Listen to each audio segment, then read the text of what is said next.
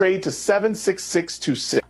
Greek authorities are closing down the Acropolis for a second day as the country swelters under unseasonably high temperatures. The ancient site in Athens that drew nearly 4 million visitors last year is closed from midday until 5 p.m. Temperatures hit 102 degrees Fahrenheit. The heat wave also halted garbage collection in Athens, while drones with thermal cameras are used to coordinate the public health response. A fire at a cookware and food container factory north of Athens sent clouds of thick black smoke into the sky, and cell phone alerts urged residents in the area to remain indoors. Cooler weather is expected late Friday. Keith Peters reporting. Former Prime Minister Boyko Borisov has invited his political opponents to hold talks on forming a new government. Borisov's center-right GERB party emerged as the winner of Bulgaria's parliamentary election. News and analysis at townhall.com. GOP Senator Tom Cotton of Arkansas is blasting Hamas after a news report revealed text messages showing the group's leader is trying to ensure more civilian deaths. Not just the civilian casualties inflicted in Israel, but among Gazans themselves, because he thinks that benefits Hamas and the bloodthirsty savages that are in charge of Gaza. Senator Cotton was interviewed by the Salem Radio Network. Federal Reserve officials say inflation has fallen further toward their target level in recent months, but signal that they expect to cut their benchmark interest rate just once this year. The policymakers' forecast for one rate cut was down from their previous projection of 3 cuts because inflation, despite having cooled in the past 2 months, remains persistently above their target level. The scaled-back estimate for rate cuts came as something of a surprise. More details at townhall.com.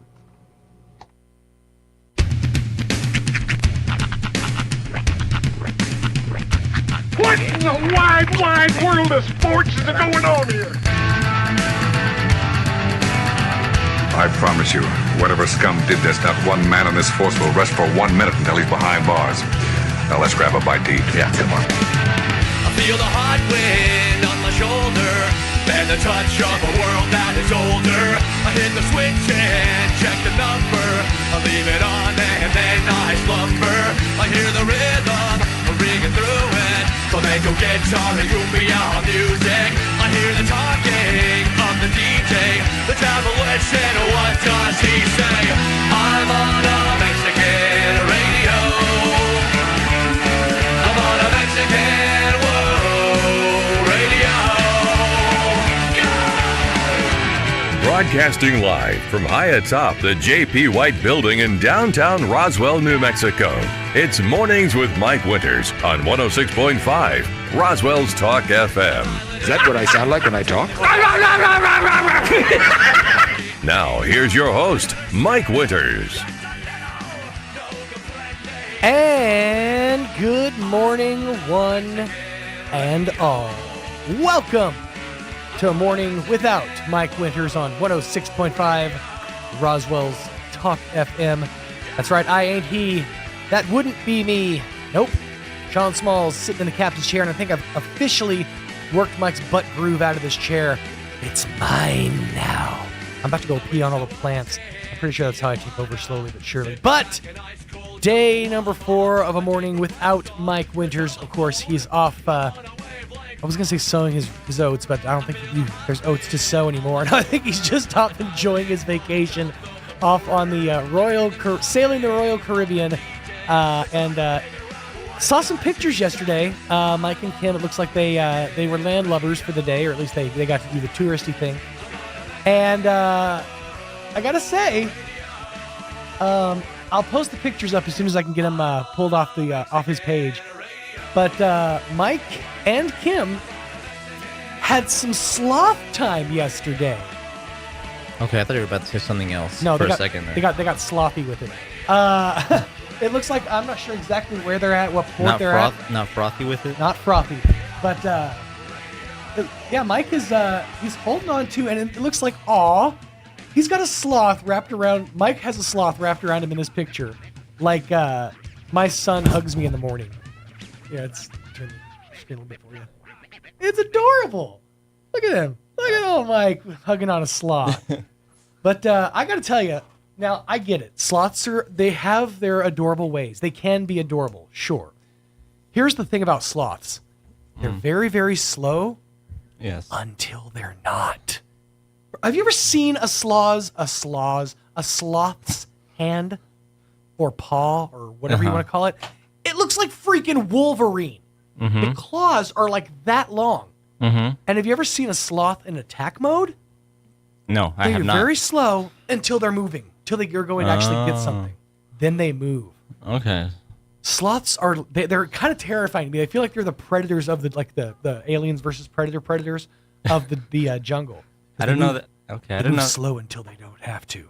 I didn't know they had that dog in them. Yeah, they got that dog up in them. But that also being said, when I saw this picture, I'm like, aw, what an adorable way for Mike to get syphilis. I don't know that that's what happens. I think it's koalas that do that. Do you know that koala bears have like? Is it syphilis or? It's one of those weird diseases. Chlamydia. I think it's chlamydia.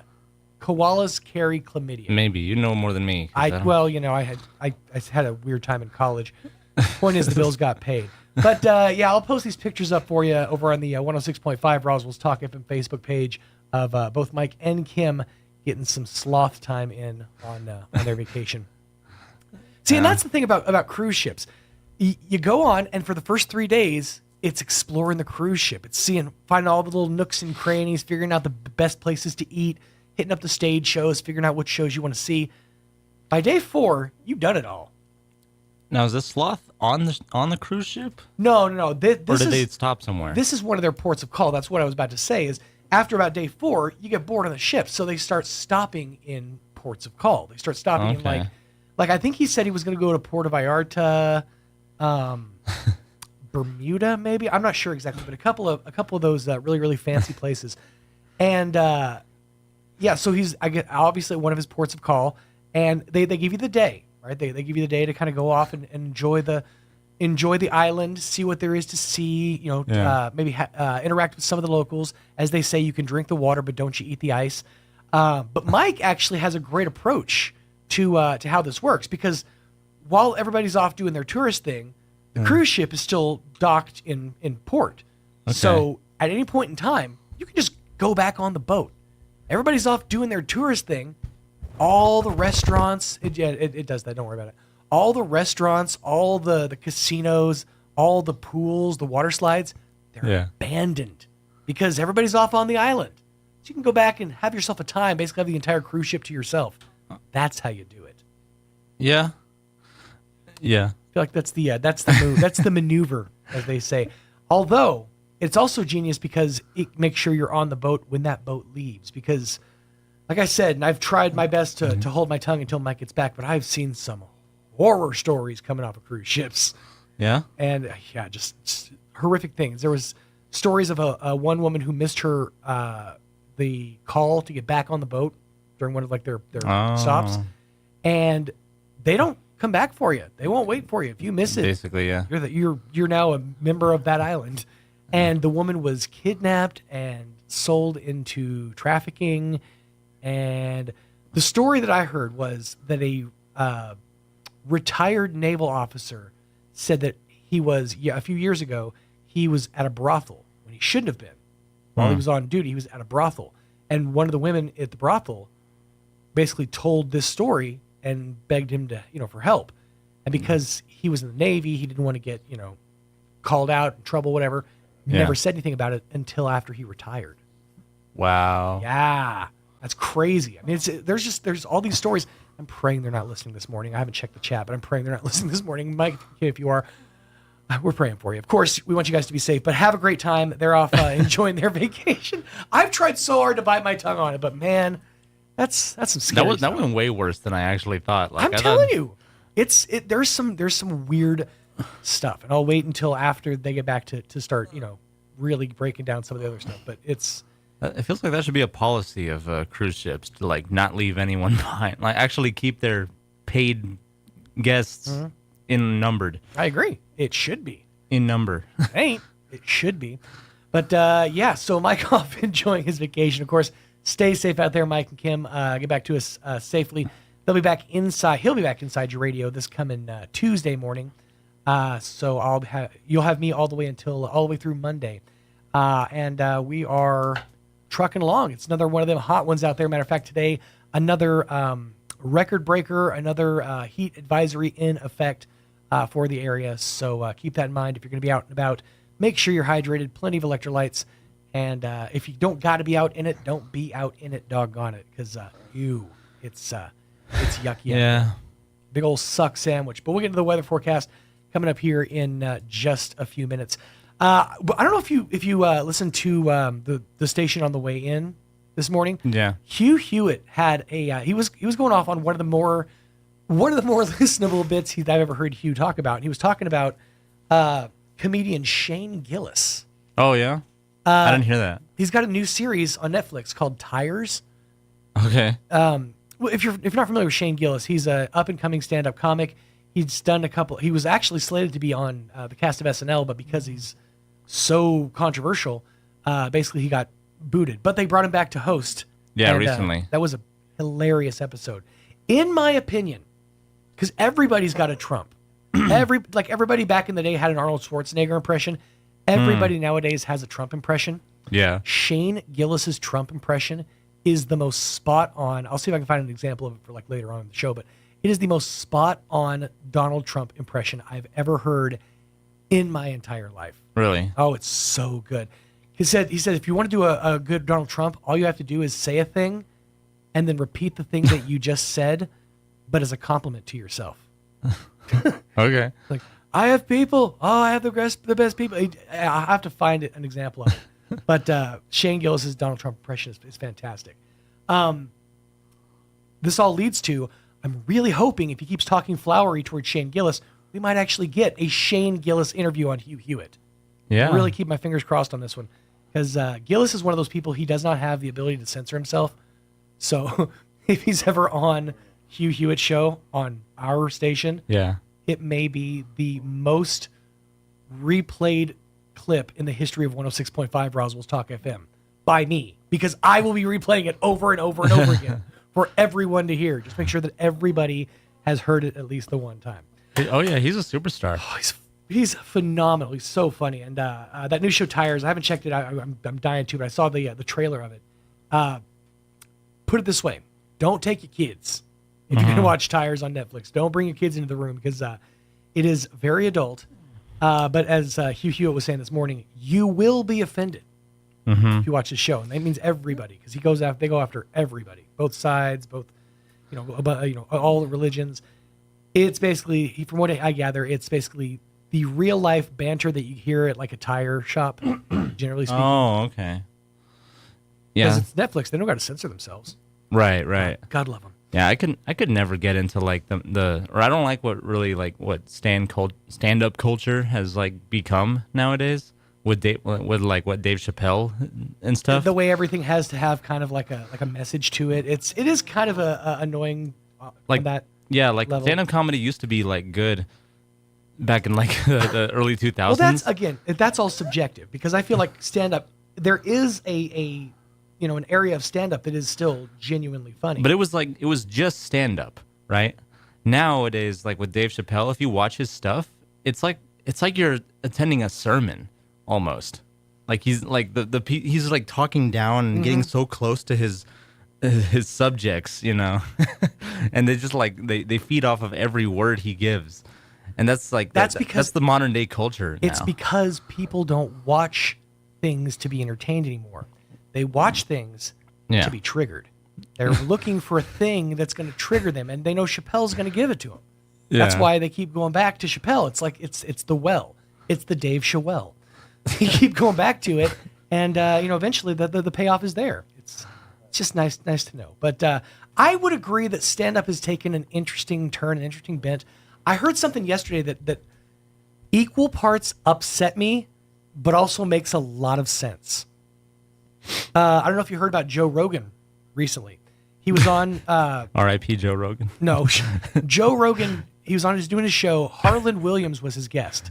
Okay. If you're not familiar with Harlan Williams, he's my dad is the guy that got arrested on in Half Baked. Yeah, he's that guy. He's the guy in Dumb and Dumber. He's also, fun fact, the creator and voice of the main character in Puppy Dog Pals. Wow. Oh, you okay. learn that when you have a toddler. But I digress. Harlan Williams was on Joe Rogan, and they started talking about Robin Williams. Okay. And how back in the day, everybody knew it was like an open secret in stand-up that Robin Williams lifted bits. Okay. That he would go to the comedy store back in the 50s or the 50s, back in the 60s and 70s, back when the comedy store was open and doing stand-up, and he said people hated hanging around him because they knew their bits were going to get lifted and used God knows where. Yeah. He said there's one comic that was a regular at the comedy store. He said one of his bits, almost verbatim, got lifted and used in the pilot of Mork and Mindy. And it's like, yeah, that sucks. That really sucks because Robin Williams is like a childhood hero to me. Yeah. Not just because of Genie and all that, but genuinely his stand-up was some of the most transformative stand-up I've ever seen in my entire life.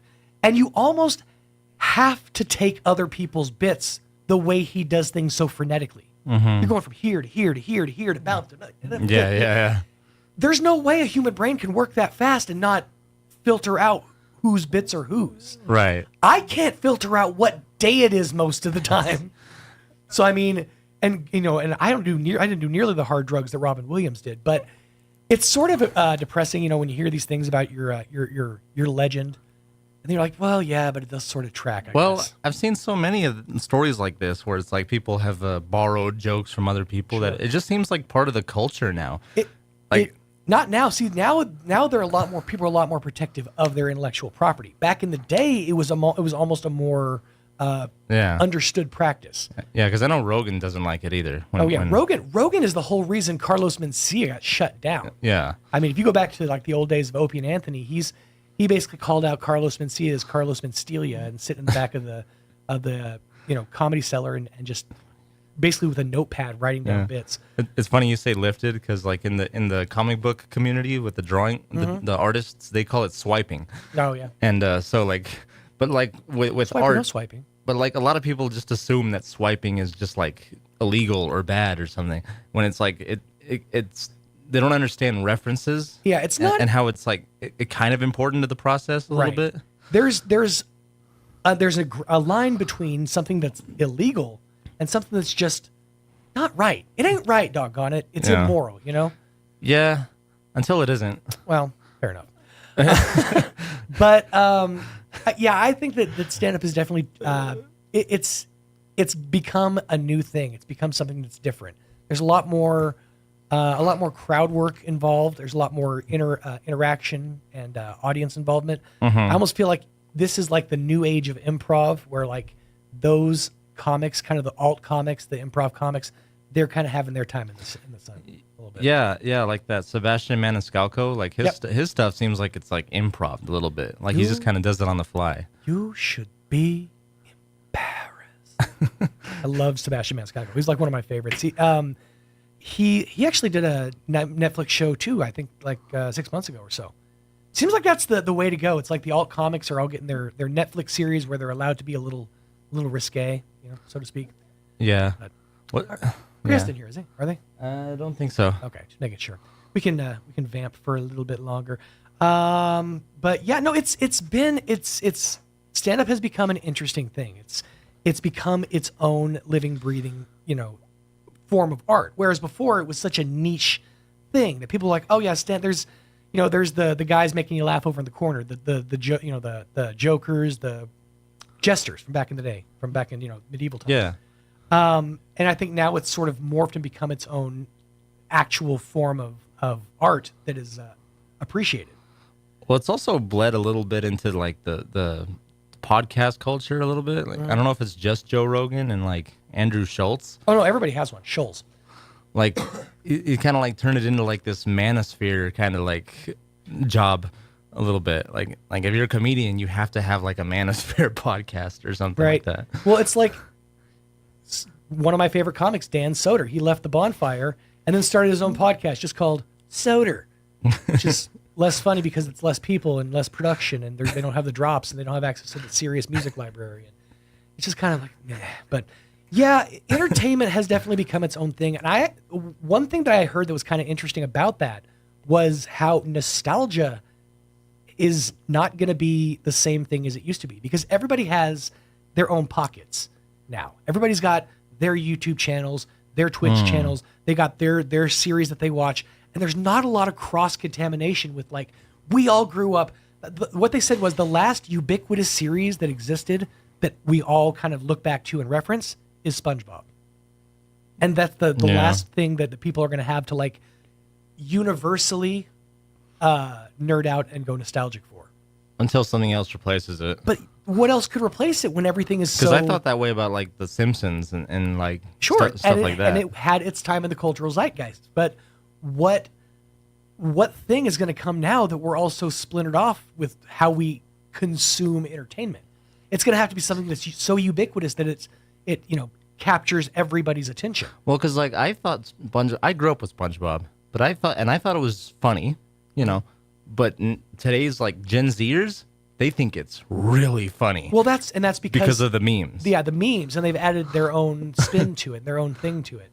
But I didn't really grow up with it. I was already kind of an adolescent when SpongeBob came out. But that's why I was able to appreciate the more, subtle adult jokes, the nuances, these were white when I bought them. Those jokes that go right over kids' heads. I was able to kind of appreciate those more, and that gave me a different sense of enjoyment of the show.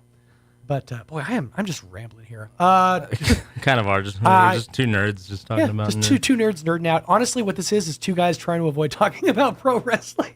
A little again. bit. Because I almost said it actually. Yeah, when I mentioned The Simpsons, and the memes actually are used by wrestling culture. Mm-hmm. So.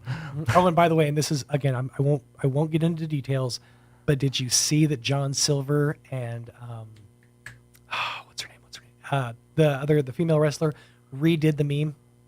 No. You know the meme where the John Silver, the little dude, is screaming at what's her face? Yeah. Yeah, that's the meme that got famous. They redid it like 4 years later, him in a different T-shirt. Oh, yeah, okay. they redid the meme. I just thought that was kind of funny. Anna J? Anna J, thank you. That's her. Yep, Anna J. Let me give you the rundown for this Thursday morning program. Coming up here in just a bit, hopefully, if he does come by, we had Aaron Dishman scheduled for Roswell Ford. Chit-chatting about kind of all the things going on over at Roswell Ford. Under new management, they have a whole new attitude towards the car buying experience, and they're really taking a cool approach to it. So we'll talk about if he comes in, we'll talk about that. We'll talk about some of the other things going on at Roswell Ford as they enter into a new realm, a new phase of Roswell Ford. Coming up in the 8 o'clock hour, around 8:15 or so, we have Ms. Joanne Lopez scheduled from, and she's going to be bringing some folks from UNM Medical along, I believe, talking about what's going on with the UNM Medical program and kind of what they have planned for the near future, so to speak. We'll get into that coming up in the 8 o'clock hour. And then in the 9 o'clock hour, now, Mike, I love Mike, but he is such a third grade writer. He does not handwrite well. I'm pretty sure what I was able to ascertain from the hieroglyphics on the schedule right here, animal control should be in the 9 o'clock hour. It's either animal control or anal fissures. I'm not sure. I'm assuming it's animal control because I don't want that other thing. But folks from the animal control will be in talking about summertime. Obviously, there's a lot of activity out, a lot of strays out, a lot of folks leaving their doors open. Maybe you got a cat or a dog that runs out. We'll talk about the importance of microchipping and kind of where animal control comes in and how you and animal control can work together in peace and harmony. Or something like that. But that's coming up in the 9 o'clock hour. Of course, all your other hourly features, which include your Kim Commando update, your Lou Dobbs report, Sean Hannity update, and anything else comes across our desk. 27 minutes after 7 o'clock, let us get you up to date with the weather. Does this to me every time. Hang on.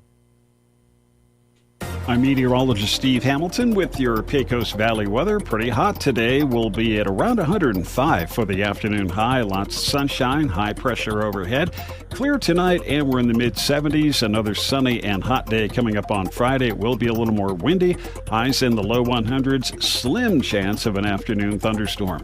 For Friday night, we could get a shower, and then sunny and hot through the upcoming weekend, low 100s. That's your latest forecast. I'm meteorologist Steve Hamilton. Thank you, Steve. Currently, let me just refreshed over here. Currently 71 degrees around Roswell Way. Humidity is at 61% with winds out of the west at around 8 miles an hour. Barometer at 30.02 degrees with a dew point of 57 degrees. We are looking at mostly sunny skies, and it's going to be the hottest day of the week today. Just bear that in mind. You're going to want to make arrangements. 107 for the high today under mostly sunny skies. Winds 5 to 10 miles an hour, so not a lot of hot, dusty wind in your face, but it is going to be miserable out there. 107 for the high. Please plan accordingly. Mostly clear, dropping down to 74 for the overnight low. Even overnight, it's going to be pretty warm out there. A slight chance of showers and thunderstorms between noon and 3, and then a chance of thunderstorms after 3. Sunny and hot around 100 degrees. Winds 10 to 15. Precipitation chances are at about 20%. Got a 30% chance of the wet stuff on Friday night. Looking at partly cloudy skies, 71 for the overnight low. Saturday, we're back up to 100. 106 for your Sunday. Same thing for Monday, 106. 104 for the high on Tuesday. And then finally for your Juneteenth, looks like we're breaking down into double digits. Sunny skies, but only 99 degrees for the high. Sounds kind of nice, doesn't it? 29 minutes after 7 o'clock, going to pause, pay a couple of these bills, and I think we're going to get something lined up to play on the other side of these on a morning without Mike Winters. Stay tuned. Calling all men. June is Men's Health Month, and Artesia General Hospital wants you to step up and take care of your health. Every year, thousands of men in the U.S. die from preventable diseases. Take control of your health today and schedule a visit before something is wrong. Artesia General Hospital has specialists in a variety of men's health disciplines, but your primary care provider is the best place to start. Take your health seriously for yourself and for your loved ones. Visit artesiageneral.com/men's health or call 575-746-3119.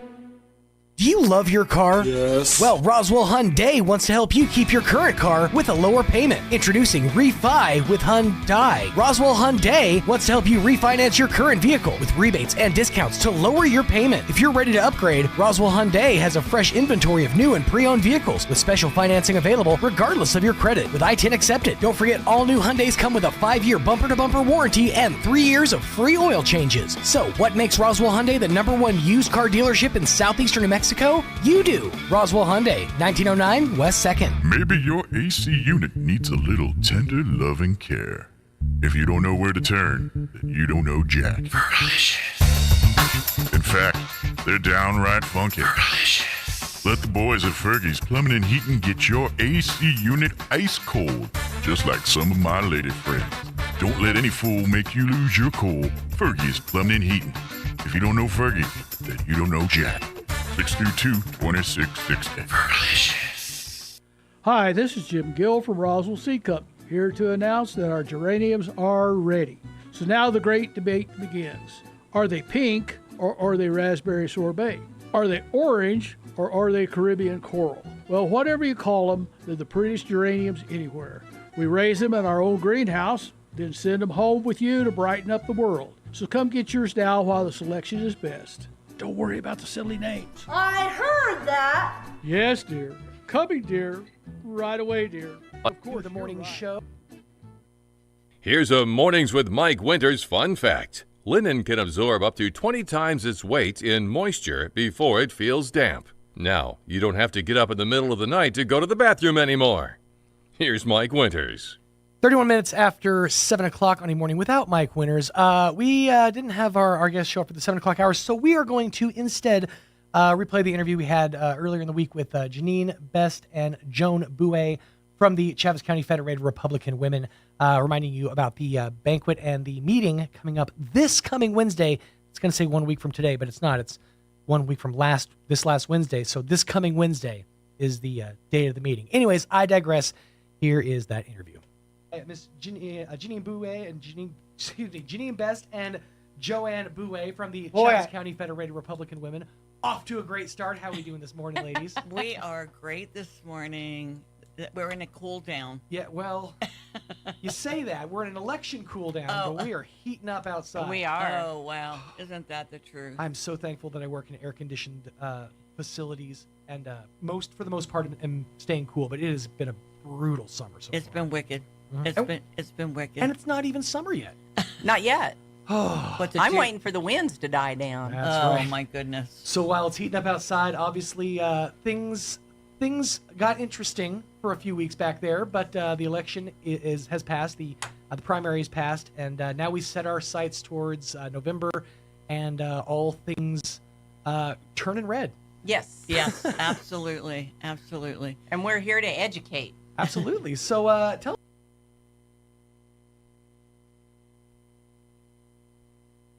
to the morning show. I am joined this morning by Miss, and now we set our In a cool down. Yeah, well, you say that. We're in an election cool down, but we are heating up outside. We are. Oh, wow. Isn't that the truth? I'm so thankful that I work in air-conditioned facilities, and for the most part, am staying cool. But it has been a brutal summer so It's far. been wicked. It's been wicked. And it's not even summer yet.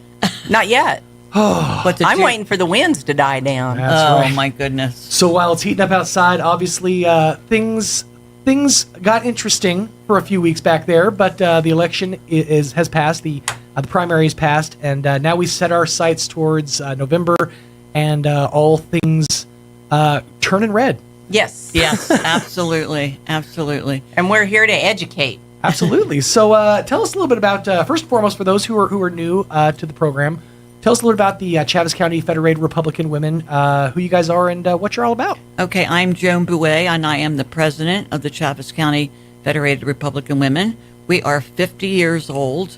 We are the largest club in the state as far as membership. Really? And we have over 100 people attending our luncheons on the third Wednesday of every month at the convention center. Awesome. So doors open at 11:30. Okay. Lunch starts pretty much right after that. Okay. We start the meeting right at 12 noon, and we can get you out of there by 1 so that you can get back to work. There you go. So it's all packaged up into a nice, neat little package. And we'll dive into the important info, of course, what's on the menu coming up here in just a little bit. But how are we feeling, a post-mortem, so to speak, after the primary? How are things after the dust is sort of settled? Are we satisfied? Are we dissatisfied? How do we feel? I feel that we have to give those that were elected a chance to prove themselves. There are some newbies. We know that we are a minority in Santa Fe. Right. They're going to be the freshmen in Santa Fe.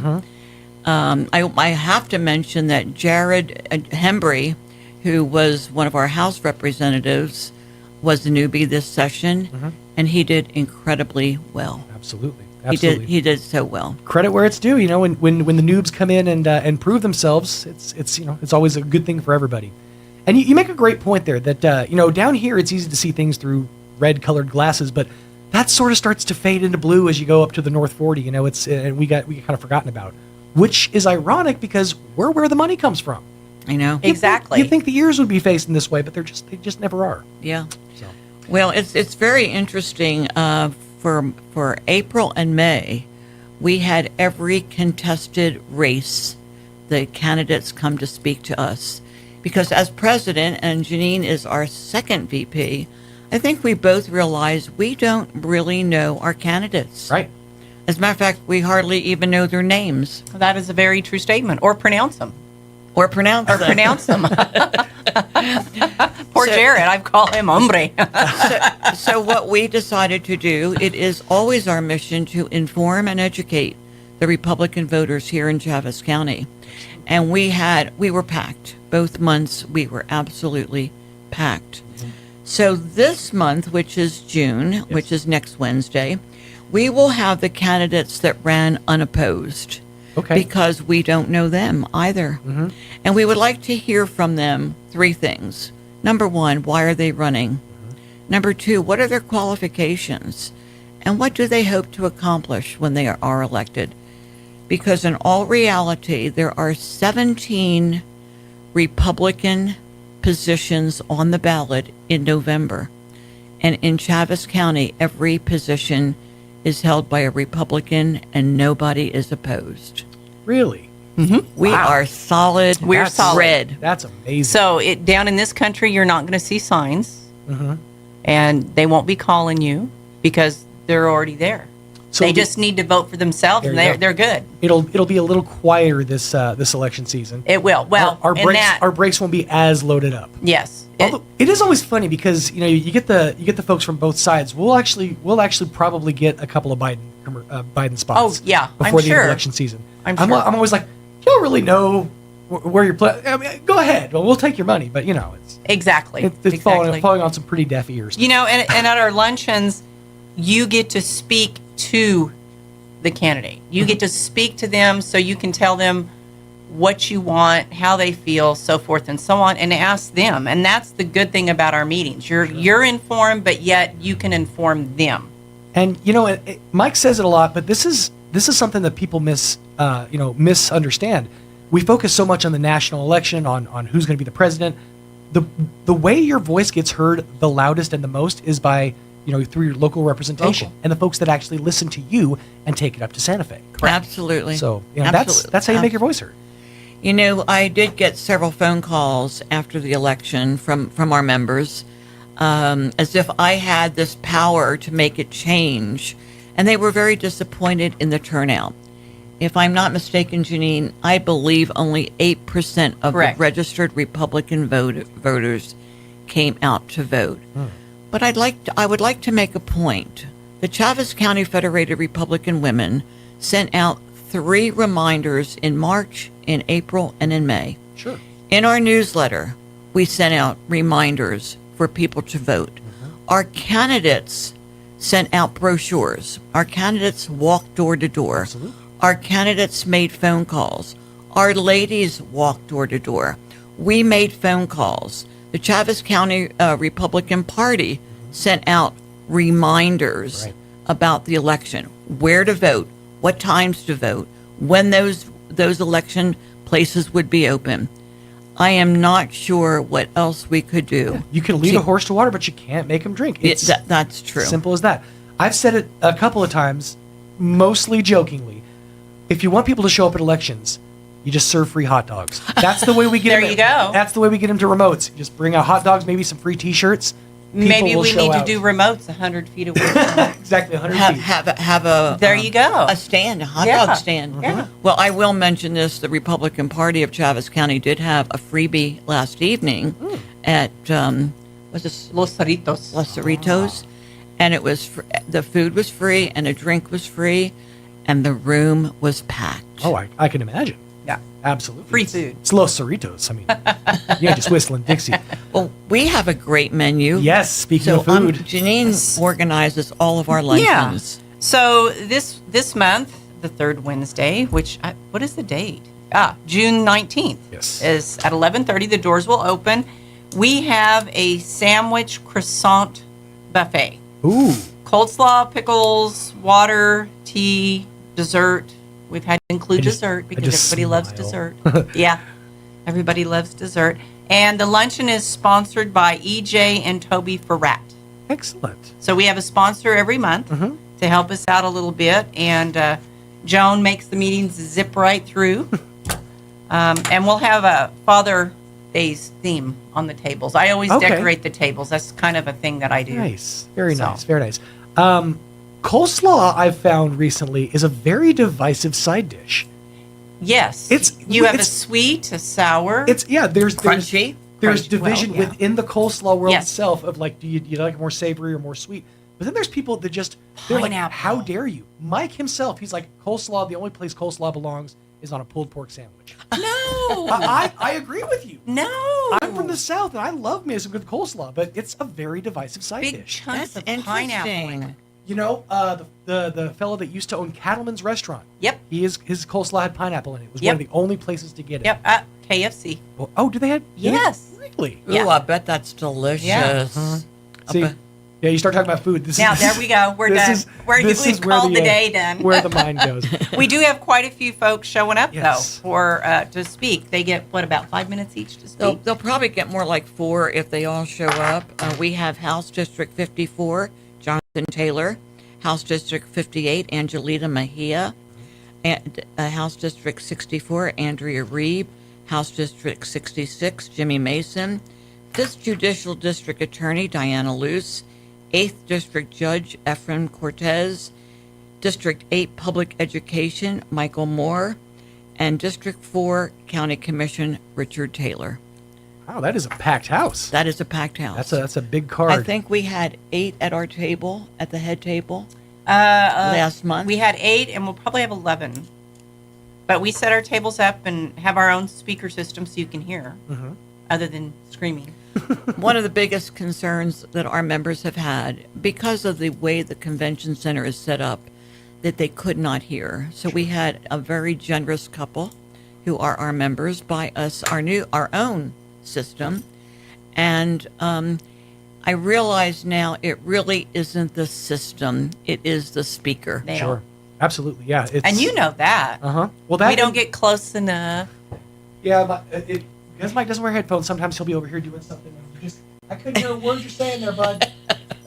Sometimes I get picked up more on y'all's mics than my own. And we don't even know depends, because right. we're not educated in this area. So. Well, and the acoustics too there, both in the old version of the convention center and the newer one. The newer one is a little better with acoustics, but it's just with those high ceilings. And correct. It sound reverb is. Well, a few hearing aids in the room have issues too. Sure.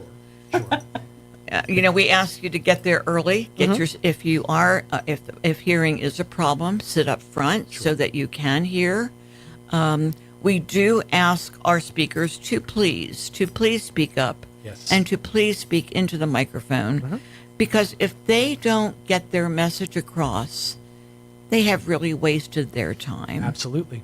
And the whole reason we're sending you to Santa Fe is to make your voice heard, so make your voice heard. Absolutely. Oh, good point. Amen. Come on. Very good point. If you're the one that's going to speak for us, speak up. That's all I'm saying. What do they say in the theatrical world? Play to the rafters.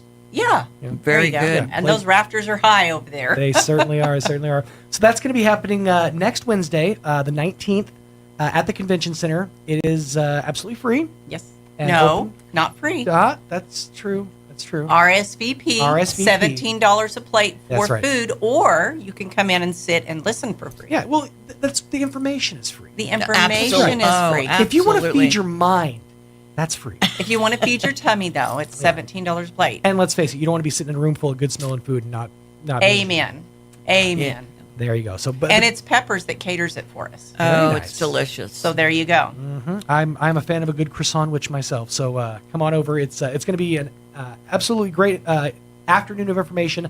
You'll leave well informed, or at least more informed than you were when you got there. Take notes.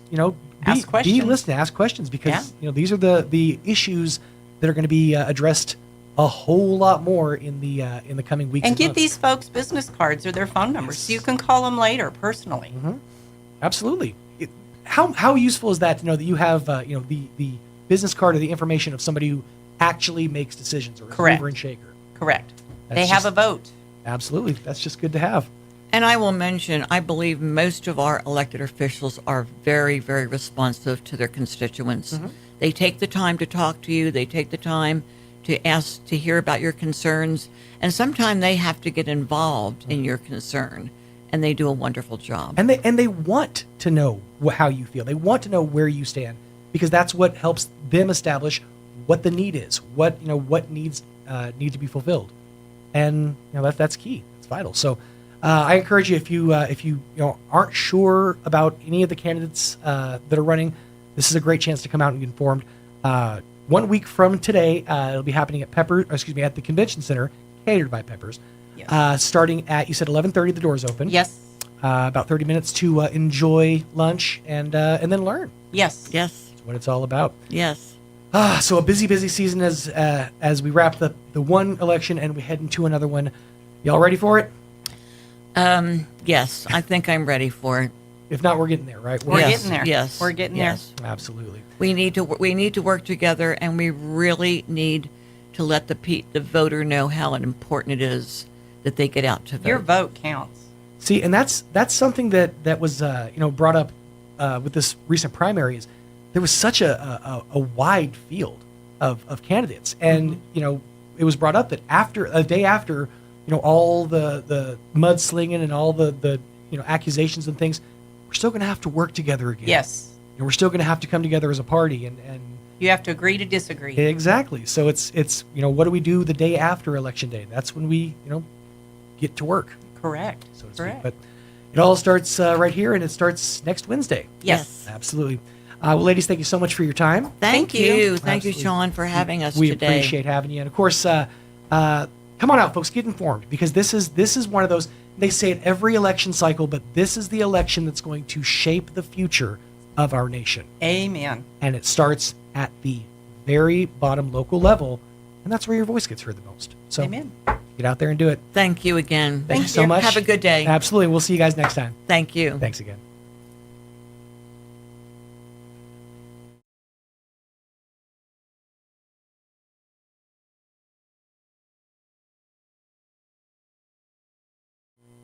You're up to date. I'm Jared Sorello.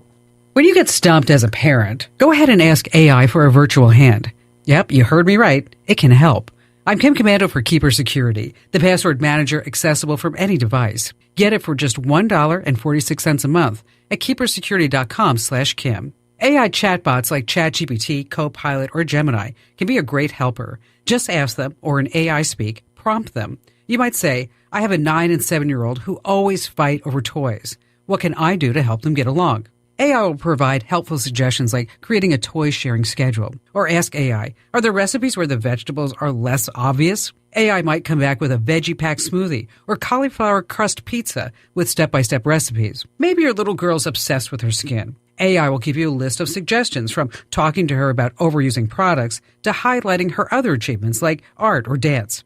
Yeah, AI gets things wrong, but sometimes all you need is a little prompting. Get tech smart with my free newsletter at getkim.com. Passwords drive me crazy. Don't you hate coming up with all those account passwords that need an uppercase letter, a lowercase letter, a number, a symbol, and then it needs to be 12 to 18 characters? What a nightmare. We'll end those days forever. With Keeper Security, you can easily create, store, and track your account usernames and passwords. You can share them with family, friends, and colleagues without compromising on security. They'll even alert you if your password is on the dark web and needs to be changed ASAP. All that peace of mind and no more password frustrations for only $17.50 the first year. Let me tell you, that's a win. Go to keepersecurity.com/Kim for this amazing deal. They have over 275,000 5-star reviews, and that many people can't be wrong. Go to keepersecurity.com/Kim right now. Just $17.50 for the first year. It's the password manager I use and I recommend. That's keepersecurity.com/Kim.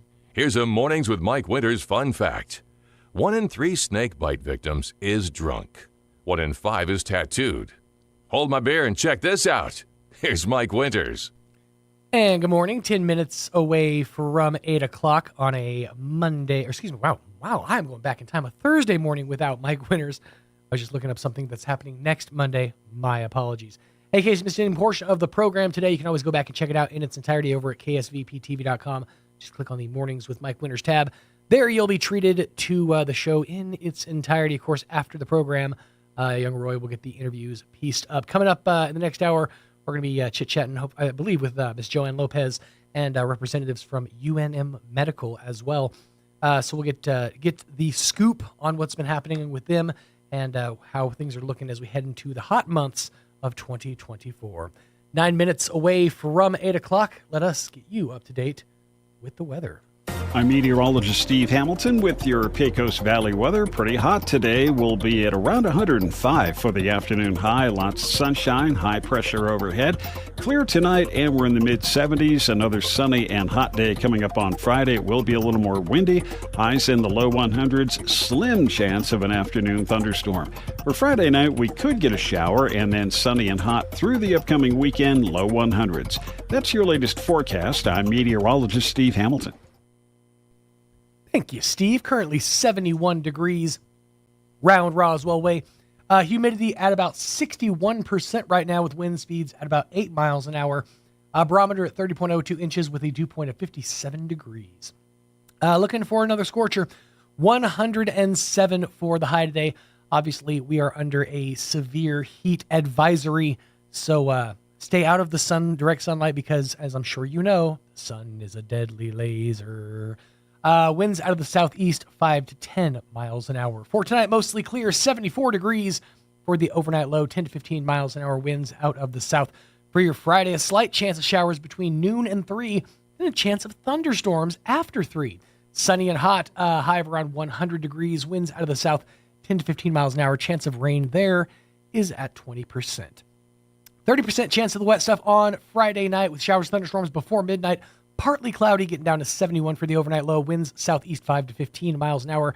For the freaking weekend, 100 for the high on Saturday, 106 for the high on Sunday and on Monday.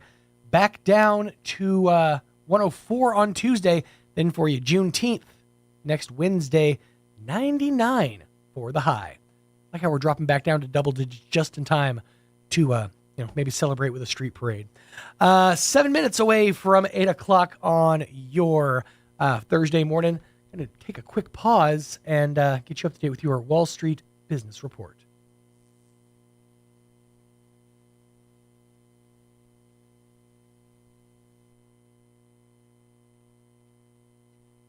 With the Wall Street Business Report, I'm Bill Alexander. The Federal Reserve held interest rates steady on Wednesday and pushed out the start of rate cuts to perhaps as late as December, with officials projecting only a single quarter percentage point reduction for the year, amid rising estimates for what it will take to keep inflation in check.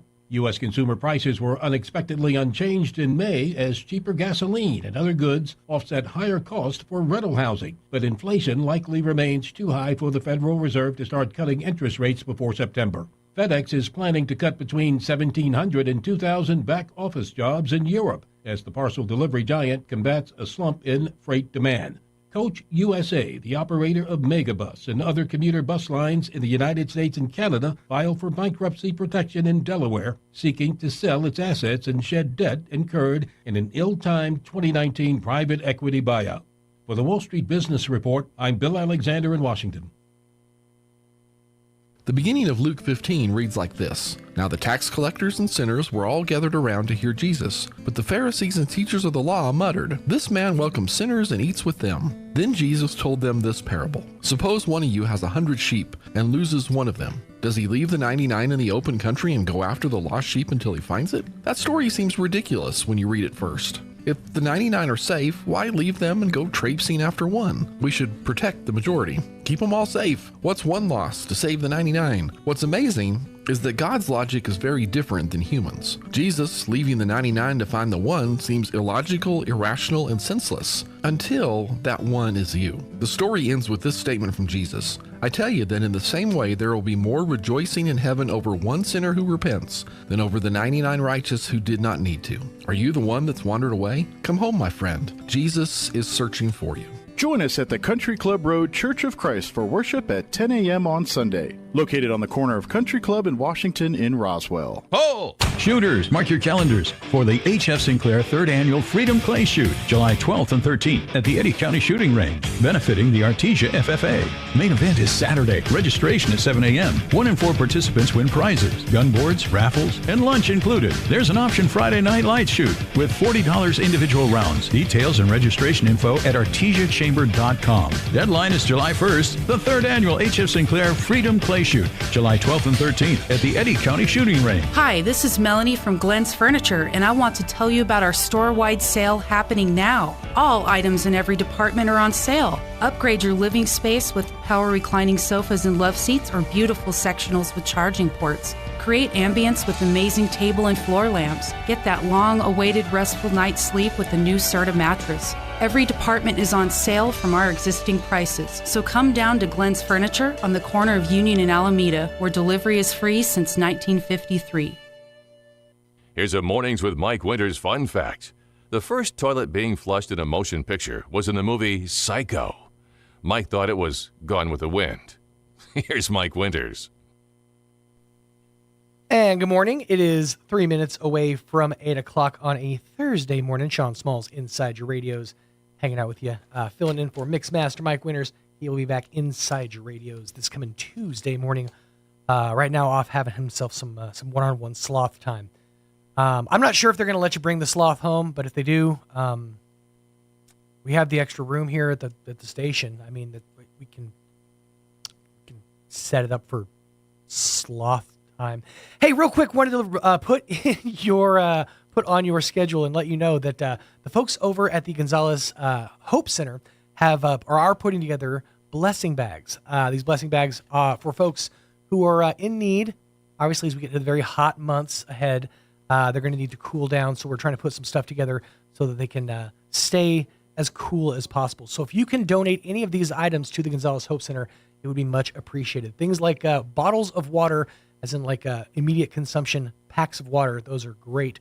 Reusable water bottles are a big need right now. So if you have any of those or can donate those, that would be great. Also, deodorants, sunscreens, SPF lip balms, and Band-Aids, feminine care products, mints, body wipes, little fans, cooling towels, shampoos and shavers, socks, underwear, toothbrushes, and toothpaste, non-perishable snacks, sun hats and umbrellas, and sunglasses. That would all be absolutely appreciated. If you can make a donation, or if you are out and about and you happen to see any of those items, grab up a couple of boxes and make a donation for the folks in need. You can drop those off at the Gonzales Hope Center, or you can give Ms. Jocelyn a call at 575-208-9509. That's 575-208-9509. Any and all donations would be absolutely appreciated. The Gonzales Hope Center, of course, over there on East 3rd Street, right behind the old 3rd Street station, the possibly soon-to-be brewery there on 3rd Street. So make that donation if you can. It would be absolutely appreciated. Coming up on the top of the hour, Town Hall News up next. And after that, we'll be sitting down, chatting with some of the students from UNM Medical and kind of getting an idea of what they do and what they can bring to the table for you. We'll get to that coming up here in just a few minutes. Make sure to stick around. It is a busy Thursday morning round here at 106.5 Roswell's Talk FM. But you know what? We're making it work, keeping the plate spinning on all cylinders. Town Hall News up next. You are listening to 106.5 KEND, Roswell, New Mexico. Stay tuned. Bill Cunningham is now in Roswell on 106.5 FM KEND Roswell.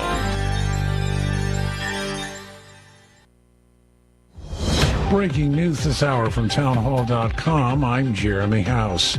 A group of 7 summit has opened in Italy. Negotiators reached agreement hours before the official opening of the summit on a U.S. proposal to back a $50 billion loan to Ukraine using frozen Russian assets as collateral.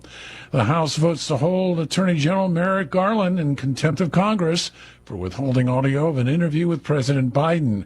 House Judiciary Committee Chairman Jim Jordan says the House must hold Garland in contempt. Step one is to pass the resolution holding the Attorney General in contempt for not giving the House of Representatives, the body who's in an impeachment inquiry phase of our oversight responsibilities, not giving us the best evidence.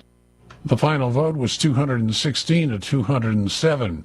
Donald Trump is making a triumphant return to Capitol Hill to meet with House and Senate Republicans for the first time since the January 6, 2021 Capitol riot.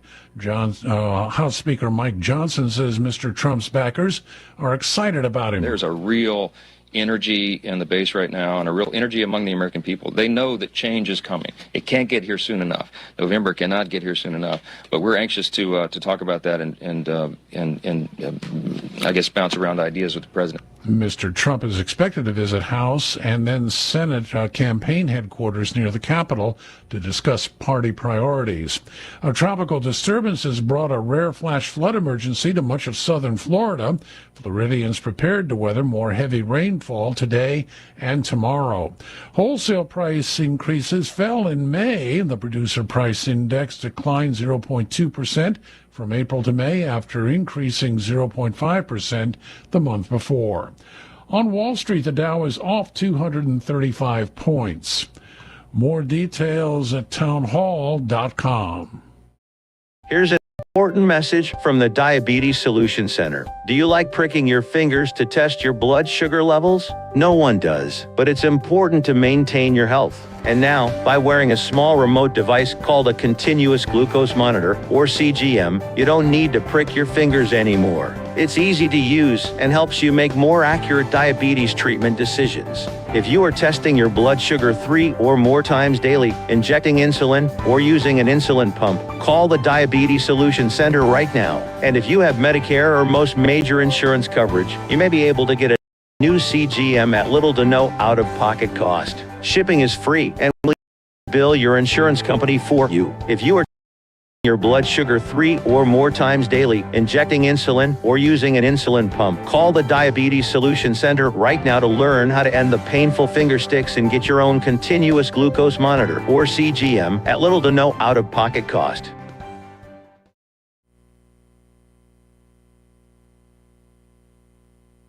Isn't fully committed to the ceasefire proposal with Hamas that President Biden outlined in late May at the White House. Sullivan says Hamas has responded to the ceasefire proposal with numerous amendments. Some of those amendments are modest or minor.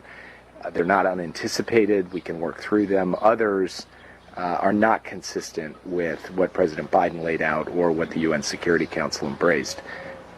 But our goal is to figure out how we work to bridge the remaining gaps and get to a deal. Sullivan says the goal is to work out the details to get to an agreement. Russian officials say U.S. reporter Evan Gershkovich, jailed in a Russian jail on espionage charges, will stand trial in a city in the country's Ural Mountains. News and analysis at townhall.com. A GOP senator says President Biden's lax border policies nearly led to a deadly terrorist attack. Senator Steve Daines made the charge at the Republicans' weekly press conference. This week, 8 suspected ISIS terrorists were arrested in the U.S. after coming across the southern border. Daines told reporters that back in February, Central Asian visitors had warned him that thousands of people from that region were flooding across the U.S. border. Says Daines, quote, "The only thing more shocking than our unsecure southern border is that we haven't had a terror attack on our soil yet." Bob Agnew reporting. The Israel-Hamas war is roiling a primary election between two Democrats in New York, testing the party's position on the conflict and the larger split between its progressive and centrist wings. The race pits liberal Representative Jamal Brown against centrist county official George Latimer. More on these stories at townhall.com.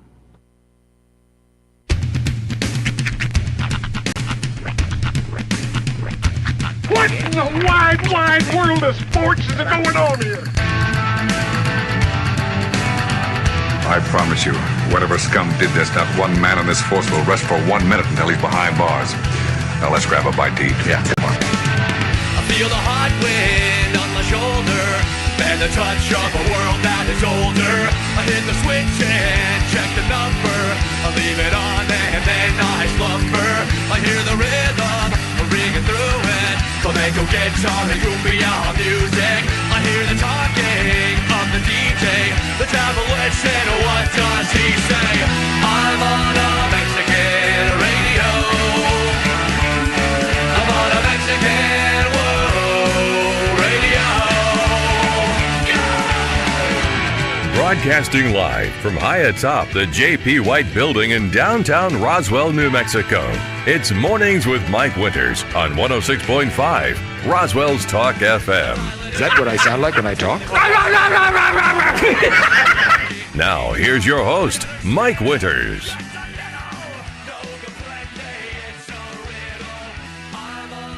And a good morning, one and all. 6 minutes after 8 o'clock. Welcome to hour number 2. The Dew. The Dew?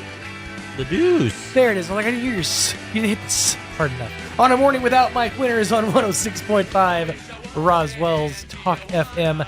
Happy Thursday. Happy penultimate day of your work week. Hopefully yours going smoothly, swimmingly, whatever other adverbs you want to use to describe how your day is going. And if not, why not? It's still early. You still got plenty of time to make something of it, but it ain't gonna change just because you want it to. So you got to get up, get at 'em, and let's do something about it. It is another busy day here without Mike Winters, of course, at the helm. I know this is the normal flow of the work week, but it just feels you forget the things that Mike takes care of. I handle a lot of the production. I handle a lot of the producing of commercials and things of that nature. Mike catches a lot of the stuff that comes through the email, a lot of the stuff that goes through the Spanish. Mike is one of the best goalies on the planet when it comes to catching stuff and delegating and putting things in triage, so to speak. Putting things where they need to be. So we're just waiting on the next step in the process, and trying to keep all those plates spinning all by my lonesome. It has definitely been a challenge, but I always enjoy these weeks because it keeps me on my toes. It kind of reminds me why I do this for a living, why I enjoy the art of radio. Is flying by the seat of your pants. You kind of fall into a rut when you are a part of a produced radio show, like a music forward show like I do over on the country station. But over here, it's live radio, buddy. You're flying by the seat of your doggone pants, and that's just fun. Yeah, I wouldn't. There's a ring on the back of our Mic 3 that looks like it's starting to come off. I don't believe it is actually coming off. I think that's how it's supposed to be. It's just acting kind of squirmy. Yeah, the sock is just kind of was slipping off, but I tightened it back on. His sock was slipping. Of course, anybody watching the video, you can always check that out, by the way, over at either ksvptv.com or on our Facebook page, 106.5 Roswell's Talk FM. You can watch the show in its entirety. For those of you watching on video, you might notice that I'm rocking a bright red Buc-ee's t-shirt, my brand new Buc-ee's shirt. My friends, Misty, Will, and their kids, Layla and Zach, went to Missouri to visit some family, and on their way back, ventured into... And I've yet to have my journey. I feel like it's my Mecca. Buc-ee's. If you've never heard of it or never been there, it's basically a Walmart-sized gas station. I was gonna say, is it from a movie? Or? No, it's they have a few locations in Texas, but they're expanding. They have locations in Oklahoma. This is, I think, the only location brand new in Springfield, Missouri. But it's a gas station, and they have like miles of gas pumps, but the gas station itself is the size of like a department store. So they have like a whole clothing section. They have like a whole section of different kinds of foods, different kinds of exotic foods to try. They have like several restaurants inside. It's a mecca for people who like quick stop service, and I kind of dig it. But the other thing that they brought back, and this is dangerous. They brought me a 13-ounce bag of beaver nuggets. Beaver nuggets. I'm going to bring them in. Are those like chicken nuggets? No. I'm going to bring them in so that we can try them when Mike gets back. So y'all can try them. Because I need to stop. These things are like crack cocaine. I opened the bag yesterday and just the smell alone was like, ah. Okay, let me see if I can paint a picture. Imagine a corn pop. You know corn pops? Okay? But blown up about this big. Okay? It's a puffed corn. It's a corn puff. But then it's coated in this like crunchy, not maple glaze, but like a caramel glaze. It is indescribable. They're buttery and beyond description. Caramel. And I looked over, and the bag was half gone. And I'm like, these are dangerous. Human words don't do it justice. No, they don't. And the problem therein is I found this always happens to me. I find a thing that I can't get in this part of the country. It's like I love Brahms. Brahms is one of my favorite burgers. They have the best ice cream on the planet, but they don't have any closer than Amarillo is the closest Brahms to us. So it's like I don't ever get to enjoy Brahms. Same thing with these. Now I know they have a thing that I'm never going to get to enjoy unless I order them online. And then I'm that weird guy ordering beaver nuggets off the internet. Nobody wants to be that guy. Do you want to be that guy, Roy? I don't want to be that guy. I think I'd like to be that guy. I think I'm going to become that guy, but but the beaver nuggets are absolutely phenomenal. I've yet to visit a Buc-ee's. But I feel like when I do, I may not come back. It may just be I live here now. I've heard amazing things. I've heard people can actually survive whole days, whole weeks inside of a Buc-ee's, and I'm willing to take that challenge. Yeah, it's like Absolutely. a Megalomart. Well, because in my mind, just the soda section alone, they're going to have some of the more rare sodas, the ones that you can't find anywhere else, the limited edition ones. You know, stuff for like Uncle Lester's, the weird ones, like the ranch dressing, sweet corn, all those stuff. Those ones, I'm going to find the ones that I haven't tried yet.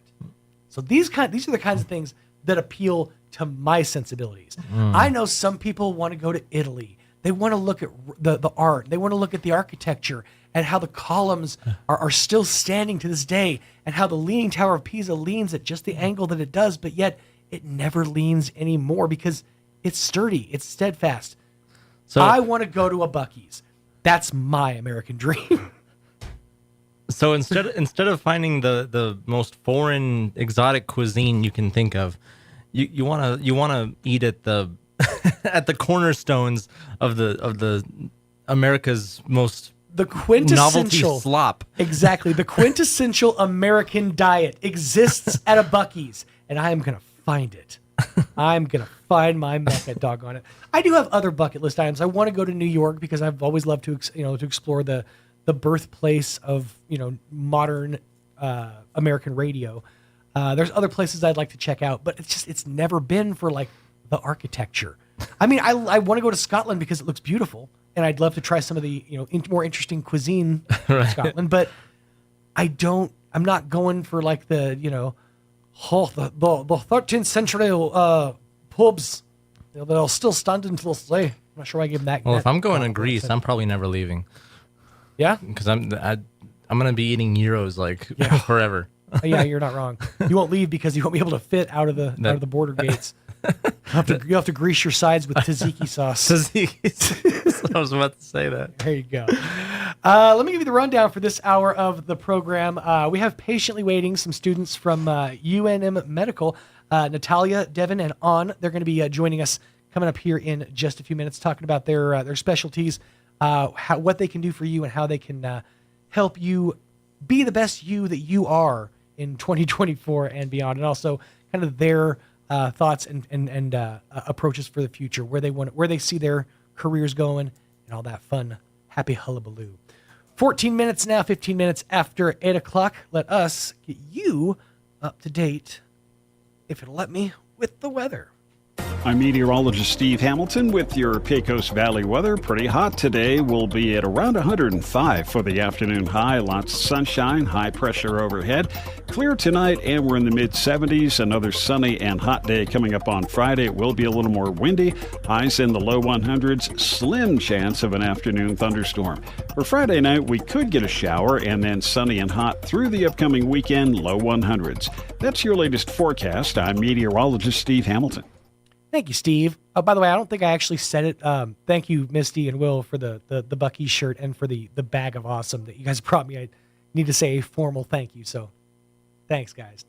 Currently 77 degrees around Roswell Way, humidity at about 48%. Winds are calm at the moment. Barometer is about 30.03 inches with a dew point of 56 degrees. For today, we are looking at a heat advisory here in southeastern New Mexico, pretty much across the board. So if you don't have to be out in it, by God, don't be out in it. 107 for the high today under mostly sunny skies. Winds 5 to 10 miles an hour coming out of the southeast. Mostly clear, and 74 for the overnight low. Winds out of the south 10 to 15 miles an hour. A slight chance of showers between noon and 3 p.m. Then a slight chance of showers and thunderstorms after 3. Sunny and hot with a high of around 100. Winds out of the south 10 to 15, and your chance of rain is at around 20% for your Friday. 30% chance of the wet stuff for Friday night, mostly clear after midnight, low of around 71 degrees, winds southeast 5 to 15. Sunny and back up to triple digits, 100 for the high on Saturday, 106 for Sunday and for Monday, 104 for Tuesday, and then on your Juneteenth Wednesday, 99 degrees. Dropping back down to double digits, but only just so. 16 minutes after 8 o'clock, going to pause, pay a couple of these bills. And after these, we'll be chatting with the folks from UNM Medical. on the other side of a morning without Mike Winters. Stay tuned. You've heard of a Four Seasons room, but have you heard of a Four Seasons window? Jennifer here from Trustmark Roofing and Windows. It might surprise you to learn many windows are built to handle only the cold or only the heat, but not both. In Southeast New Mexico, one or the other doesn't cut it. That's why Trustmark windows are built to handle our Four Seasons climate. The scorching summers, the bone-chilling winters, and everything in between. Special glass coating blocks extreme UV rays. A stout frame prevents warping from the extreme weather changes. And insulated glass is like putting your home in a giant styrofoam cooler in the winter and keeps cold out and warmth in. And in the summer, it keeps heat out and cool in. For our Four Seasons weather, get Four Seasons windows. Call today for your no-obligation spring window assessment, 575-755-7663, or visit TrustmarkRoofPros.com. Trustmark Roofing, we put people first. It's Kubota Orange Days. Shop the year's best selection of Kubota tractors, zero-turn mowers, and utility vehicles, including the #1 selling compact tractor in the USA. And now, through June 30th, get 0% APR for 84 months and up to $2,500 off BX23S tractors. See the details at KubotaOrangeDays.com. Visit Amigo Machinery, located at 2801 Southeast Main Street, Roswell.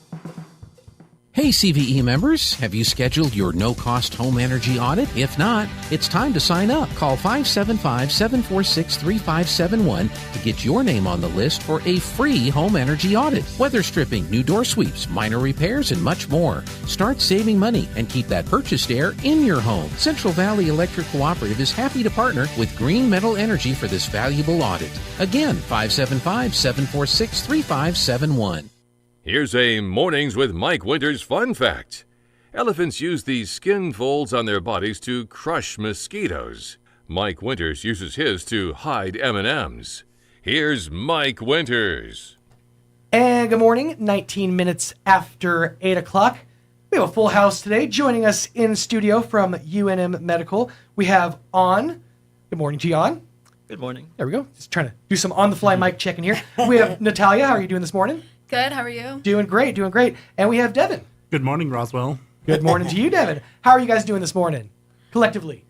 Good. You're supposed to all sing.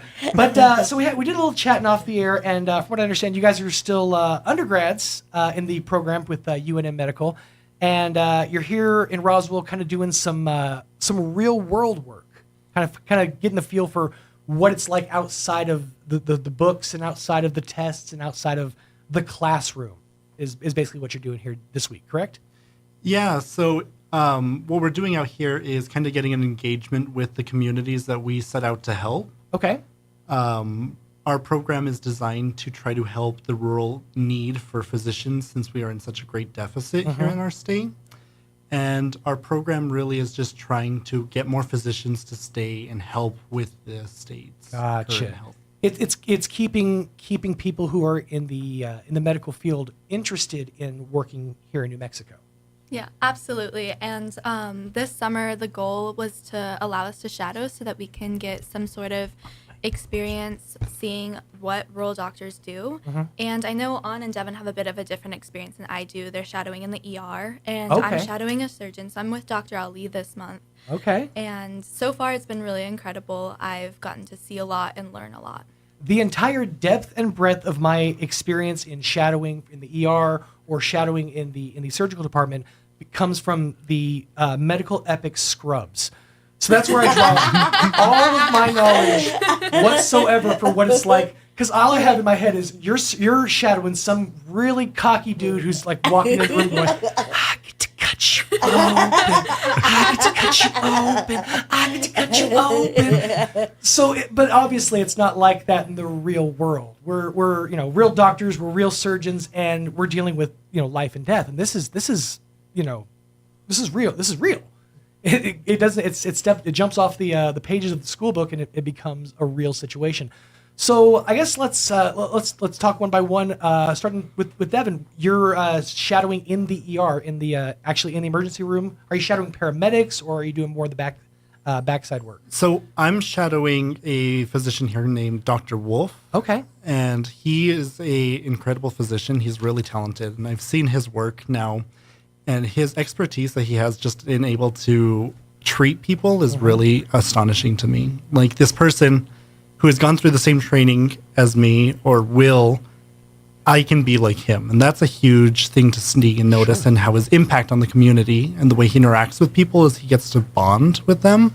And I feel like that's an important part for bedside manners. Exactly. That's something that gets missed, is the bedside manner aspect of things, because you get so wrapped up in, okay, well, he does things this way, and you're taking, detailed notes. And a lot of people forget we're dealing with humans. We're dealing with, what's maybe the second case in your day is the worst day of this person's life. And to have that ability to, be real and have a moment with them, but also not have it destroy you inside. I mean, that's a balance. And folks like Dr. Wolf have really, it's an expertise and a real science that he's approached. I am kind of curious though, because when you look at a lot of doctors that start their own practices, they have a specialty, they have a specific focus. You have back doctors, OBGYNs, all those other specialties. When you're an ER doctor, you kind of have to be like a jack of all trades. Essentially, you have to know what's coming from all different angles.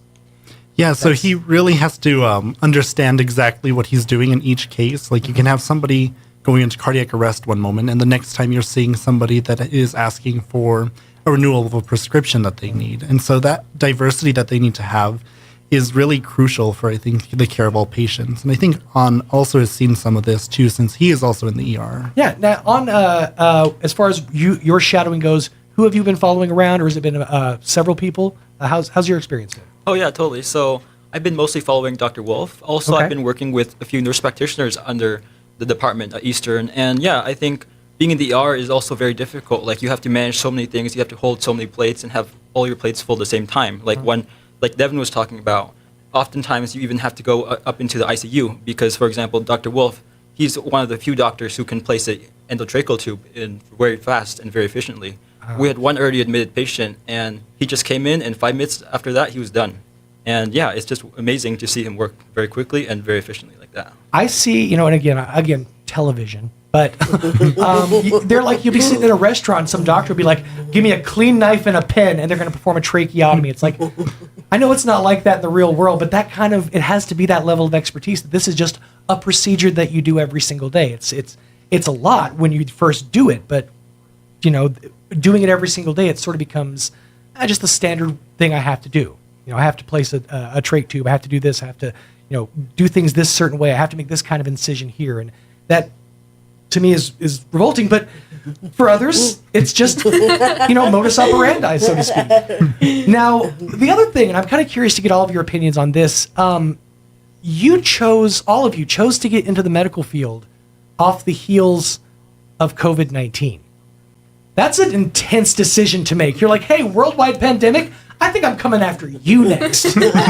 So what is your mindset when you're like, when you think about approaching the medical field post worldwide pandemic? We'll start with Natalia. Sorry, I was. Yeah. I think my motivation to go into medicine stems from a lot from the impact of what a good doctor can have on the patient and the patient's family. Mm-hmm.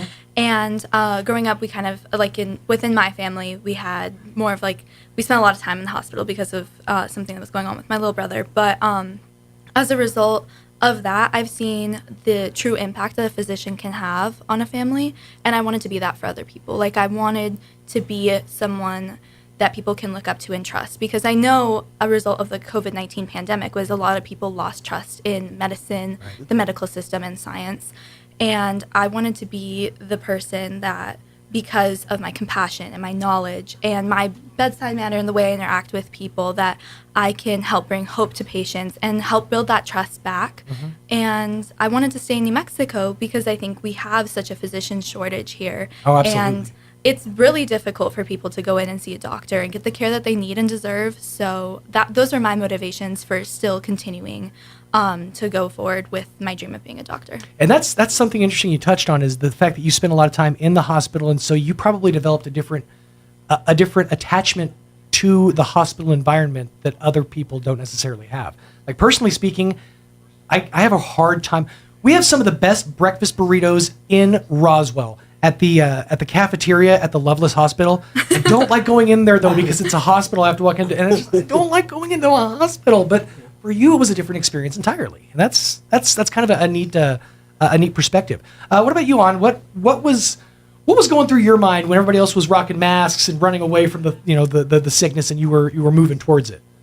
Yeah, I think for me it comes from my background. So my family, both my parents are immigrants, and my parents moved here when they're really young.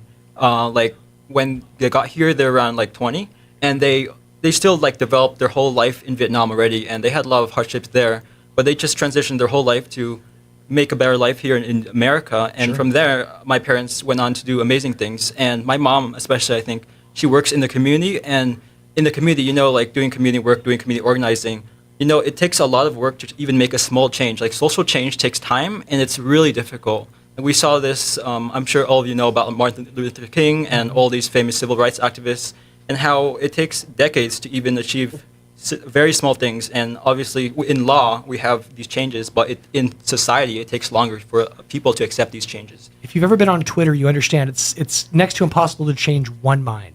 Now imagine trying to change society's mind collectively. That's next to impossible. But I definitely salute you for kind of running towards the danger when everyone was running away. Devin, what about yourself? Getting into the medical field when the world was kind of hurting. So it kind of started in my high school career, about my junior year. I took an emergency medicine course and got my license as an EMT. And that really kickstarted my love for medicine. I was like, this is something I'm really passionate about, and I would love to do even more than an EMT could.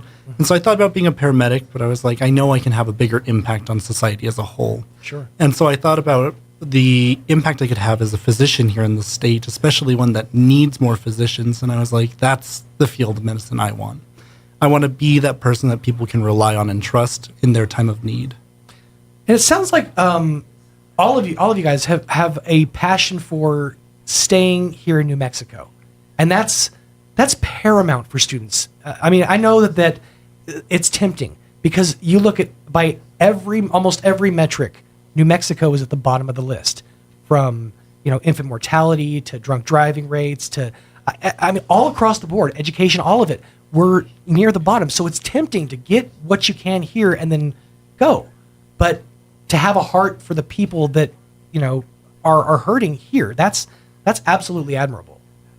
Now, as far as like staying in the state, are you guys are you looking to do things more from a rural perspective, or would you want to do something maybe in like a Las Cruces or like a Hobbs area? We'll start with you, Devin.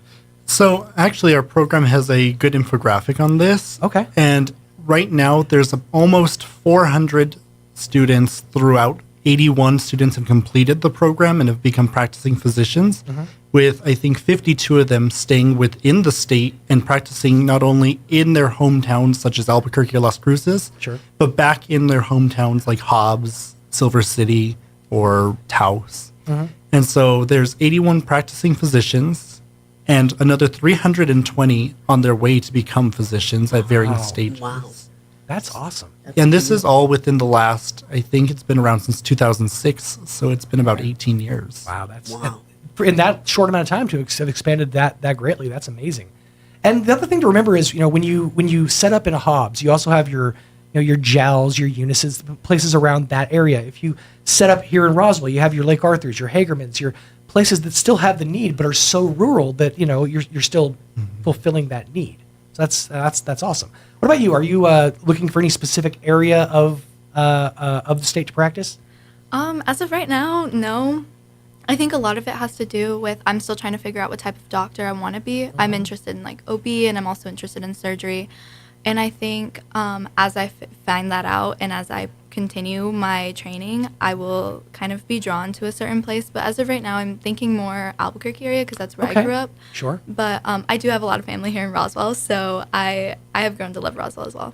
Well, Roswell is definitely one of those places where I feel like we're on the verge of something. Like we've had moments of growth in the past, and I feel like with some of the things that have been happening here lately with the Reno Air Race acquisition, a few other things, I think we're right there on the verge of becoming the next big city in southeastern New Mexico, at least in the South 40. So keep Roswell in mind. We appreciate you. What about you, Anna? Are you thinking about any specific area of the state?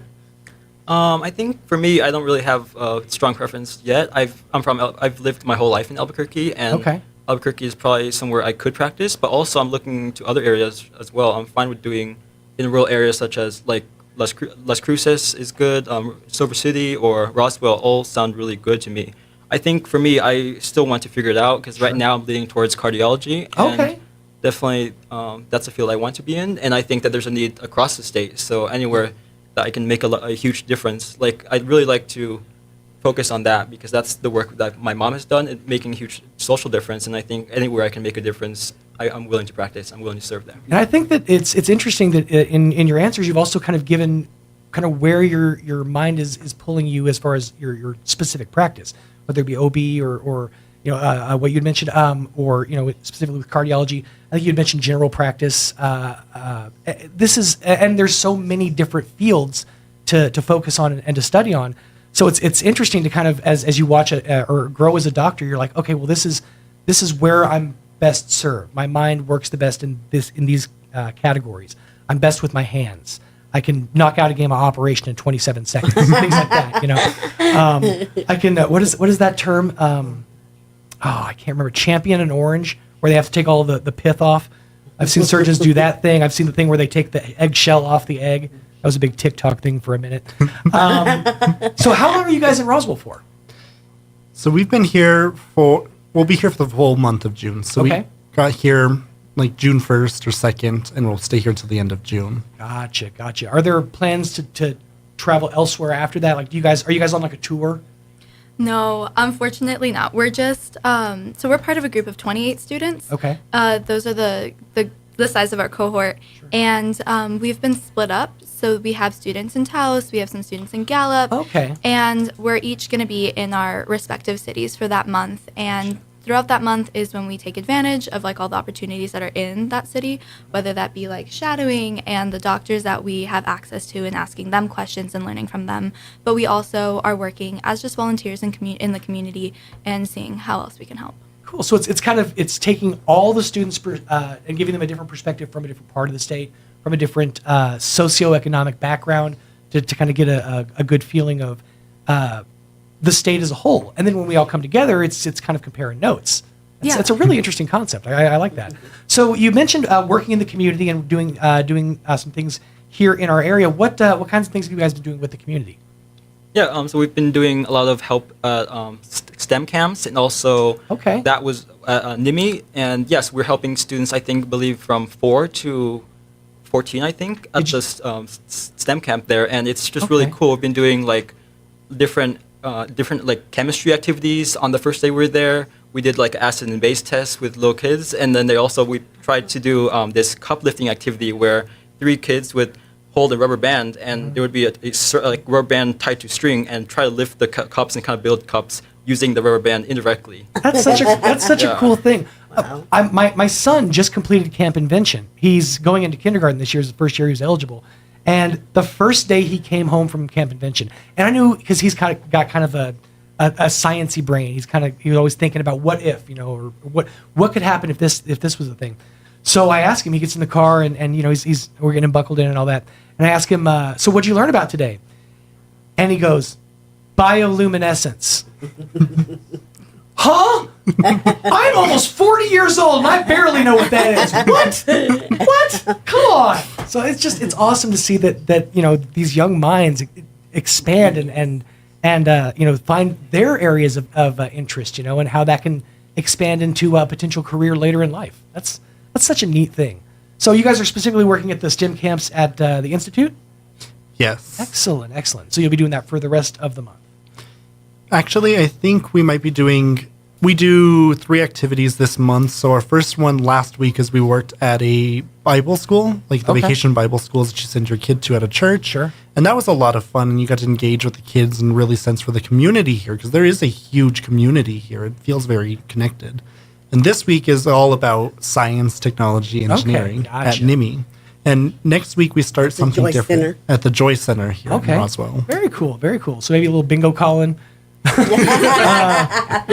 It's a noble profession, all right? My father did it for 7 years. Well, awesome. So what about free time? Obviously, you guys can't be always, on the streets and working. How's the Roswell experience been for you guys so far? I've had a lot of fun. I've really taken to... You don't have to lie, man. We're all adults here. Come on, be honest. No, I really enjoyed Roswell. Like, I'm dying, okay? I had a sweat stroke yesterday.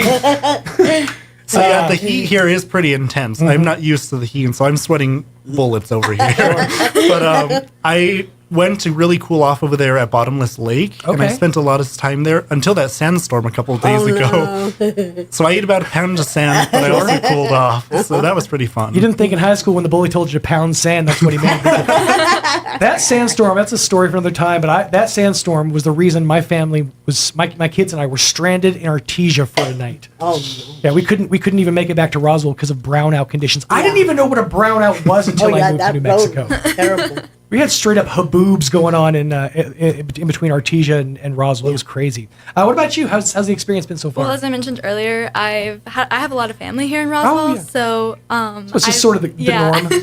I've been spending a lot of time with my cousins and seeing my aunts. So just kind of getting reconnected with family. Yeah, See, that's the thing. You forget when you come to Roswell a lot, the experience gets real old hat. You're like, all right, I guess we can go to the seed store again. How's the experience been? Oh, it's wonderful. I've been trying out a lot of wonderful restaurants here, such as Portofino's, and I've also, me and Natalia went to a baseball game to see the Invaders. Nice. That was wonderful. Very cool, very cool. I've talked to the folks over at the Invaders. I think they need to take a more Savannah Bananas approach and just like really work like silliness into the baseball game. But that'll put more butts in seats. In my opinion. But awesome. And that's the thing is, you guys are coming from Albuquerque. Obviously, there's the nightlife scene. There's a lot more going on. There's a lot more interesting places to eat. Like we got a Mediterranean place. That was the big news from a couple of years ago. So things are expanding, but we're not quite to to the Duke City level. So. That's kind of, has that been a bit of a shock to the system, going from busy city, freeway life to getting behind a guy in an international harvester? I mean, how's the experience been getting back to your roots? To be honest, it hasn't been that big of a change for me because I still feel like there's, especially since I haven't gone to Bottomless, so I went the first weekend I was here and I enjoyed going to Bottomless Lake. And I think as long as you're able to entertain yourself and just take advantage of all the new places that you can see that perhaps you haven't seen before, you can have a lot of fun. I say to people, one of the best things to do when you visit Roswell is to leave Roswell. And what I mean by that, my God. no, what I mean by that, let me back up. If you go just outside of Roswell, you find Bottomless Lakes, you find Bitter Lakes National Wildlife Refuge. If you go a little bit further, you find Carlsbad Caverns, you find Sitting Bull Falls, you find all these amazing destinations in southeastern New Mexico, and Roswell is a great spot to go to those places and then have a landing spot to come back to. So I mean that with all due respect. Come to Roswell, leave Roswell, but to have fun and then come back to us and spend money or whatever. But so awesome. So you guys are going to be here through the end of the month, working with the Joy Center next week. It sounds like this is just an awesome experience all around. Now, this is normally summertime, so I guess is this considered a summer course? Or you guys? I mean, obviously this is credit. Are you guys going back to full course load back in the fall, or straight up? Now, what year are you in the program?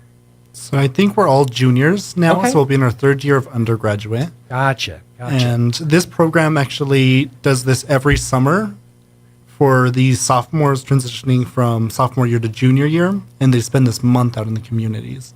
Okay. So we've had people here for a while now coming every summer, and so we're just another group that's here working behind the shadows where nobody can see us. But it's also interesting to look back at previous years who have done this program and kind of see how it's impacted their path and where they took their careers moving forward. So it's just kind of interesting. Well, guys, did we cover it all? I mean, I think we got pretty much everything out there. If folks want to see you out in the community, where are you guys going to be? You'll be working with the Joy Center. You said next week, correct? Still doing the STEM camp for the rest of this week over at the Institute. Yes. So pop by and say hi. And this is the future of medicine, folks. We appreciate everything you guys are doing. So thank you guys so much for coming by, and enjoy the rest of your time here in the alien city. I promise we won't probe you.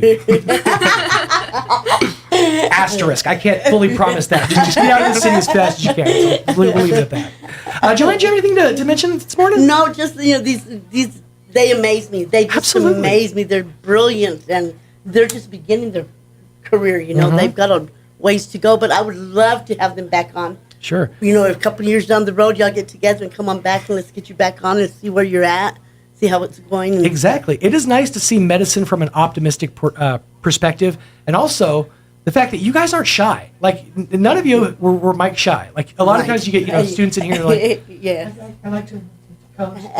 But you guys are like, to the rafters. I like that. I can appreciate that. Bang, yeah. Well, thank you guys for your time. Thanks so much for coming out, and enjoy the rest of your Roswell experience. 18 minutes away from 9 o'clock. Let us pause and get you up to date with some local news. Your Pecos Valley News Update. I'm Jared Cirillo. Revenues are expected to continue to climb throughout the Permian Basin for oil and gas. The industry already generating as much as $15 billion in tax income for the state's coffers last fiscal year. The oil and gas revenue is expected to start leveling off, however, in 2028. Eddy County Commission Chair Bo Bowen said many of the county's street repairs would not have been possible without the extra tax revenue. New Mexico's congressional delegation appears to be in support of the U.S. government, offering $30,000 grants for first-time home buyers. The proposed Home of Your Own Act was recently introduced by Representatives Melody Stansbury and Teresa Lager Fernandez, along with California's Jim Costa and Robert Garcia.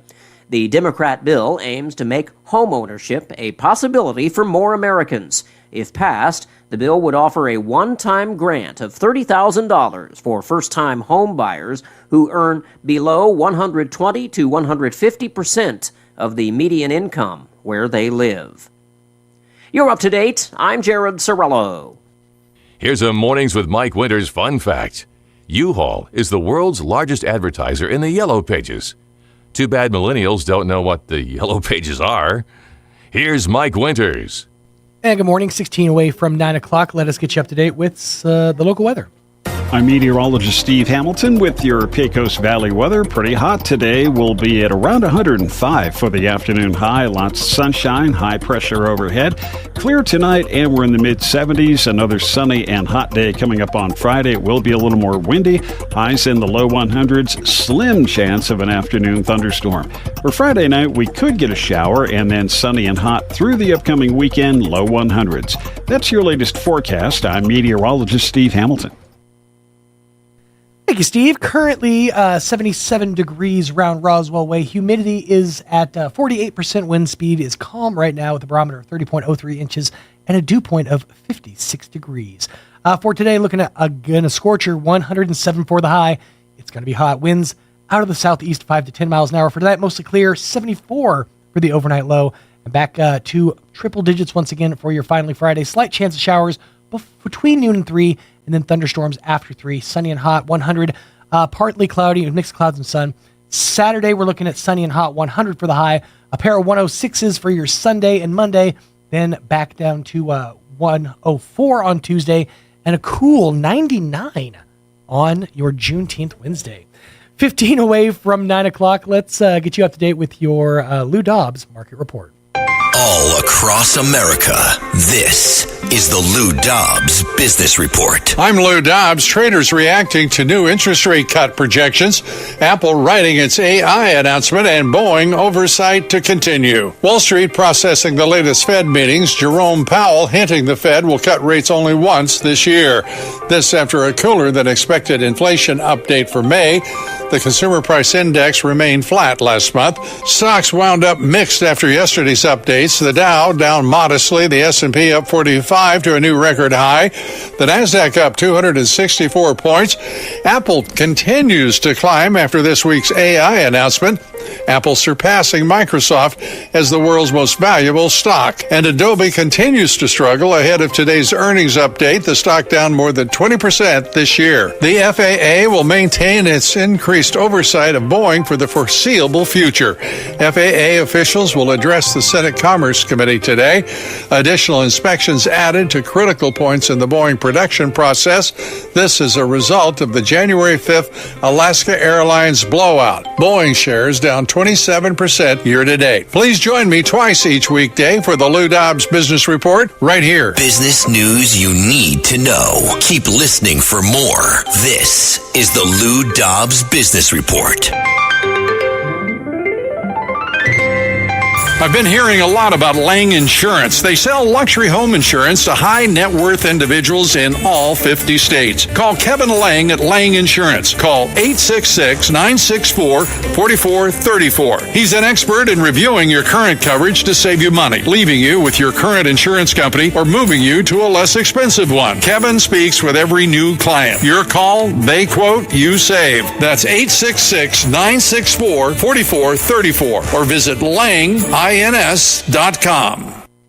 Hi, this is Jim Gill from Roswell Seed Company, here to announce that our geraniums are ready. So now the great debate begins. Are they pink or are they raspberry sorbet? Are they orange or are they Caribbean coral? Well, whatever you call them, they're the prettiest geraniums anywhere.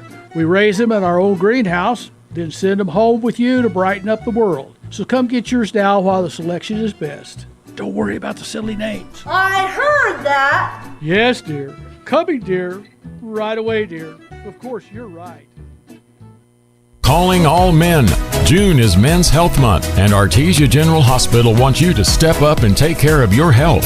Every year, thousands of men in the U.S. die from preventable diseases. Take control of your health today and schedule a visit before something is wrong. Artesia General Hospital has specialists in a variety of men's health disciplines, but your primary care provider is the best place to start. Take your health seriously for yourself and for your loved ones. Visit artesiageneral.com/men's health or call 575-746-3119.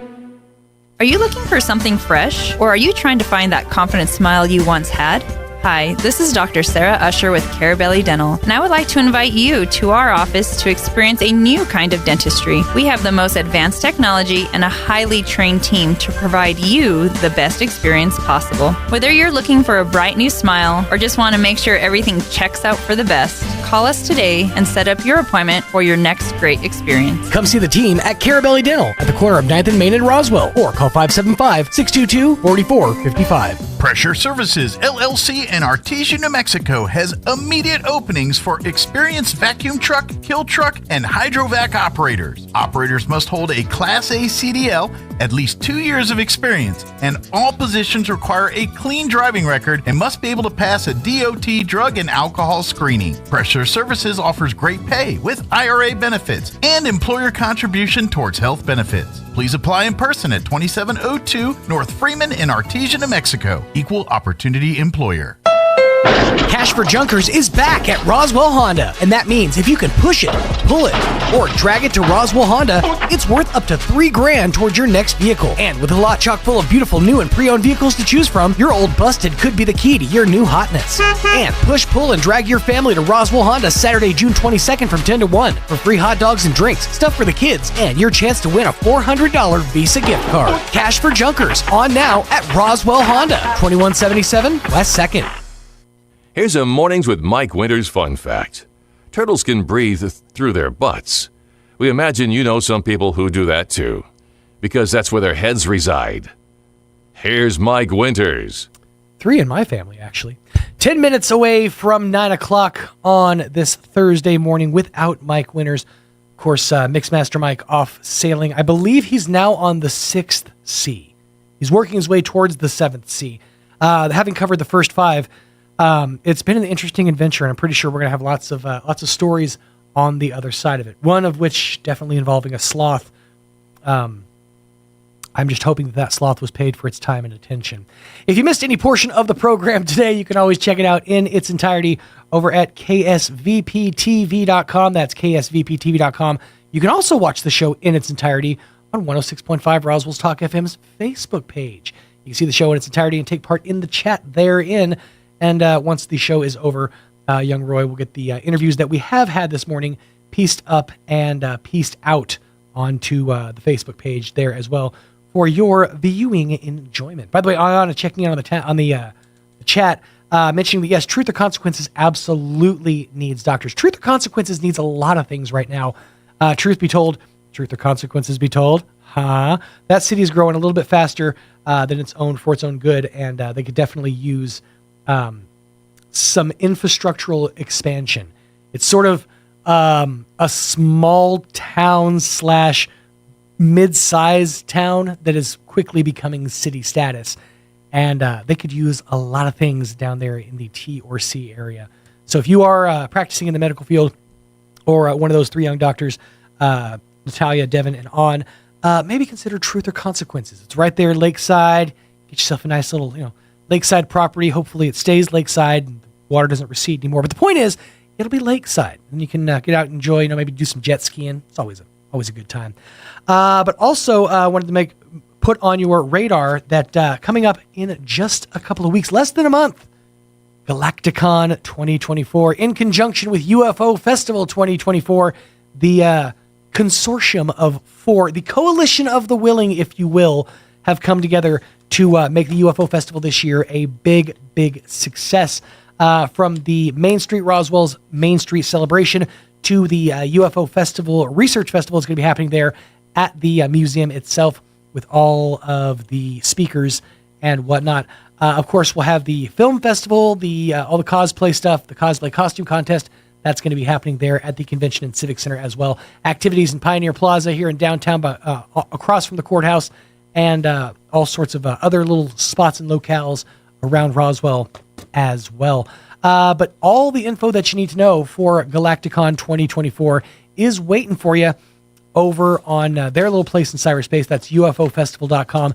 UFOfestival.com is the catch-all for all things UFO Festival. And if you go over there, you could start scrolling and keep scrolling, and it literally takes you about 2 minutes of just straight scrolling like a mad person to get to the bottom of that list.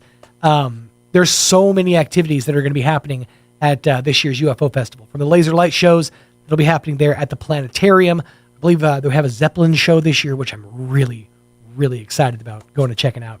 They're going to have all kinds of experiences at the convention center itself. We'll have inside vendors. We'll have some outside stuff, as well as the kids and family play area, the play zone. We're going to have that set up with a water feature, a few jolly jumps for the kiddos, and that's all in conjunction with the fine folks over at Let's Play Entertainment. But that's going to be happening again July 4th through the 4th, 5th, and 6th there at the Roswell Convention Civic Center in conjunction with UFO Festival 2024. More info at UFOfestival.com. Young Roy, how are you doing this morning? I'm all right. Yeah? Just hanging in there? Yeah. I was dealing with some stuff with Joanne, getting her on the schedule and stuff. And, some of the behind the curtain stuff. And I look over my shoulder and I see me. Like, what? Why am I still on camera? And I look over into the cave and Roy was gone. Roy bailed on me. I was off special. I was off conducting business. Oh, is that what's happening? Roy was making sure that a little person was taken down a peg or two, which is hard because they're already way down there. Yeah. I mean, that's a tough move. But hey, you know what? Sometimes you got to flex on them. They need to be put in their place. That's right. If you don't, then how are they going to know? Flex on these. And that's something me and my dad always say to each other is we're conducting business. I'm conducting business, just like because it's Christian Cage from wrestling. Oh, okay. I'm doing a thing here. It's fine. It's going to be fine. Hey, also wanted to remind you once again, the folks over at the Gonzalez Hope Center, they are always at work for the folks in our community that are in need, and we have a big need here in Roswell. So right now they're putting together blessing bags to help keep the folks who are out there in the elements a little bit cooler, just to give them a little bit of a respite from the heat and from the exhaustive wind that we've been having over the last couple of weeks. So they're putting together these blessing bags. If you can help in any way, shape, or form, that would be great through either a monetary donation or by picking up any one of these items. It'll be absolutely appreciated. You can make a donation to the Gonzalez Hope Center or to, you can call Jocelyn. I'll give you that number here in a moment.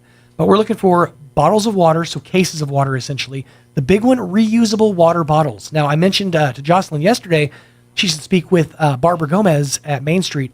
They have all kinds of different swag that maybe we can put into some of these blessing bags to help out the folks here in Roswell. Deodorant and sunscreen are also vital, as is SPF lip balm. We're talking about the stuff with sun protection in it. That's going to absolutely help. Feminine care products, Band-Aids, mints, body wipes, little fans, cooling towels. Those are also a big deal. Shampoos and shavers, socks and underwear, toothbrushes and toothpaste, non-perishable snacks, and also, and this isn't on the list, but Gatorades, stuff with electrolytes in them. That's going to definitely help. Because you're going to lose a lot of salts when you're sweating out there, and there's going to be a lot of sweating out there. So just something to keep in mind. Sun hats and umbrellas, as well as sunglasses. If you can donate any of those things to the Gonzalez Hope Center right there on East 3rd, right past what used to be the 3rd Street station, it would be absolutely appreciated. Or you can give Jocelyn a call directly at 575-208-9509. That's 575-208-9509. And they can either arrange for a pickup or schedule for a pickup at some point to get that off your hands. As long as she's not fishing. As long as she's not out fishing. Yeah, I saw those pictures the other day. A couple of good catches out there. I'll be honest with you, and this probably isn't the most popular opinion here in southeastern New Mexico and also working on a country station. I don't like to fish. No? I don't like it. I don't like the activity of it. I don't like the putting, worms on a hook. Yeah. I don't like the stink bait when you're trying to catch like catfish, opening that jar and I don't like that experience. I just don't like it. And maybe it's because the experiences I had with my dad growing up weren't good. I didn't have fun fishing with my dad growing up, so I didn't take a good perspective from it. So maybe it's that, but I'm not a fan. I think you just haven't played enough Sega bass fishing to quench your fishing needs. First of all, it's pronounced bass fishing, and I'm out catching sand bases. No, but I mean, I grew up, near a lake. It was right there in the Texoma area. My dad would go out fishing all the time, and it was just never an enjoyable experience. For the most part, it was just, you be quiet, sit over there. I'm going to be over here drinking beers with my friends. Nobody ever caught anything, and it was always because of me, because I scared away the fish. So, I don't know. And then as I've tried as an adult... That sounds made up. That sounds too this is legit. That's how it was. We would be on the boat, and my dad would be like, "You're scaring the fish away." I'm like, "I'm a fidget. I can't stop moving my legs." But anyways, I just didn't like it growing up. Even with like going out with girlfriends fishing and stuff, they were having a great time. I was just like, "Can we get lunch now?" You know what? Just bring out the bug zapper. Right? Just drop it in the water, zap the whole lake. I've said that for years. If we're gonna fish, why don't we take it up a notch? Throw in some C4, right in the middle of that lake, boom, and then just blow Nessie out of the water. And then just net up whatever comes to the surface. We got to wrap things up. You are listening to 106.5 KEND Roswell, New Mexico. Town Hall News up next. Stay tuned. Hugh Hewitt is now in Roswell on 106.5 FM KEND Roswell. Breaking news this hour from townhall.com. I'm Jeremy House. The Supreme Court has preserved access to a medication that was used in nearly 2/3 of all abortions in the U.S. last year. The justices ruled today the pro-life groups lack the legal right to sue over the Federal Food and Drug Administration's approval of the medication mifepristone. Italy is hosting the summit of the Group of Seven over the next 3 days. Meanwhile, an agreement has already been approved by G7 officials to give Ukraine profits from Russian frozen assets. Officials say the world's 7 wealthiest democracies have agreed on lending Ukraine up to $50 billion using frozen Russian assets as collateral. The agreement was struck before the start of the 3-day G7 summit in Italy. European officials have resisted confiscating the assets, citing legal and financial stability concerns. That's correspondent Karen Shamus reporting. Donald Trump is making a triumphant return to Capitol Hill to meet with House and Senate Republicans for the first time since the January 6, 2021 Capitol Hill riot. GOP lawmakers find themselves newly energized and reinvigorated by Trump's bid to retake the White House. House Speaker Mike Johnson previewed the visit at a Capitol Hill press conference Wednesday. We're excited to welcome President Trump back. He'll be meeting with the Senate Republicans, of course, after he has a breakfast with us. And there's high anticipation here and great excitement. Mr. Trump is expected to visit House and then Senate Republican campaign headquarters to discuss party priorities. It's his first visit as the party's presumptive nominee. He's also speaking at the Business Roundtable. Bernie Bennett in Washington. The number of Americans filing for jobless benefits jumped to the highest level in 10 months last week. Unemployment benefit applications for the week ending June 8th rose by 13,000. On Wall Street, the Dow is off 255 points. More on these stories at townhall.com. Everybody wants cheap airfare, but where do you find it? You call low-cost airlines. Their prices are direct from the airlines, and they're so low you can't find these fares published anywhere. They specialize in cheap flights, discount hotel rooms, cheap car rental rates, and great package deals anywhere around the world. Wherever you want to go, they can help you get there cheaply and with a best price guarantee. If you want the lowest prices on your airline tickets or other travel services, call now. That's right, call. That's the only way to get these rates. Experts are standing by 24/7 to get you the cheapest airfare and hotel rates available. So don't wait. Call right now for the lowest travel prices anywhere and for great last-minute travel deals too. Call 866-755-5300. That's 866-755-5300. Again, that's 866-755-5300. Call us right now.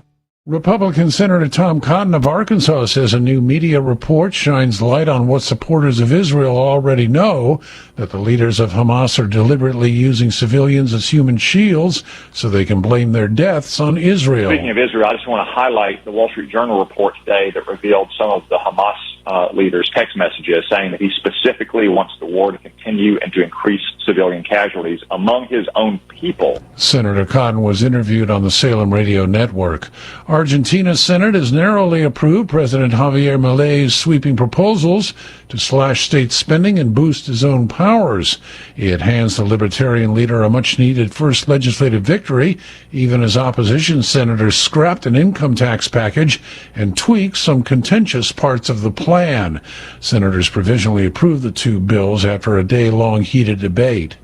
News and analysis at townhall.com. GOP Congressman Michael Waltz of Florida says the U.S. should take a lesson from Iran's military, which is building and deploying a large number of drones around the world. We need to crank out even better drones, automated systems, ones that that are expendable and that don't cost a lot, and get them in the hands of our fleet ASAP. Waltz was interviewed by the Salem Radio Network. Wholesale prices fell in May, the latest sign that inflation pressures in the United States may be easing as the Federal Reserve considers a timetable for cutting interest rates. The Producer Price Index declined 0.2% from April to May after increasing 0.5% the month before. Measured from a year earlier, wholesale prices were up 2.2% in May. More on these stories at townhall.com.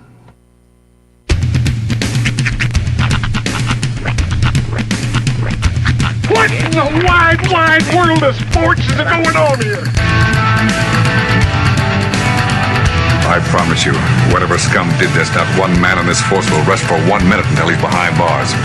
Now let's grab a bite to eat. Yeah, come on. I feel the hot wind on my shoulder and the touch of a world that is older. I hit the switch and check the number. I leave it on and then I slumber. I hear the rhythm ringing through it. Flamenco guitar and cumbia music. I hear the talking of the DJ. The travel listen, what does he say? I'm on a Mexican radio. I'm on a Mexican radio.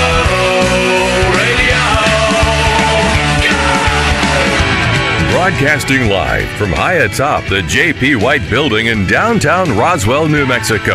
It's Mornings with Mike Winters on 106.5 Roswell's Talk FM. Is that what I sound like when I talk? Now, here's your host, Mike Winters. And good morning, one and all. 6 minutes after 9 o'clock. Welcome to hour number 3 of A Morning Without Mike Winters on 106.5 Roswell's Talk FM. Happy Thursday. Oh, happy day. It's already almost the end of the work week. And I thought you were handing me that. No, I was just setting it off to the side. I do that thing. I think Letterman did it a lot. I think it was actually it might have been a what's his name? Dang it! Just left my head. Chevy Chase. I think it was a Chevy Chase thing back in the day when he would do Weekend Update. He'd go, and I am out of here. He always like do the thing with the pen and the paper. I don't know what it was scribbled over. I hope it wasn't important. That's funny. Was it Norm Macdonald or no? I think maybe Norm or Dennis Miller. I'm going to turn your mic off until you stop chewing into it. Please don't chew into the microphone. Yuck! All I heard was... Maybe it's Norm Macdonald? Only you heard it.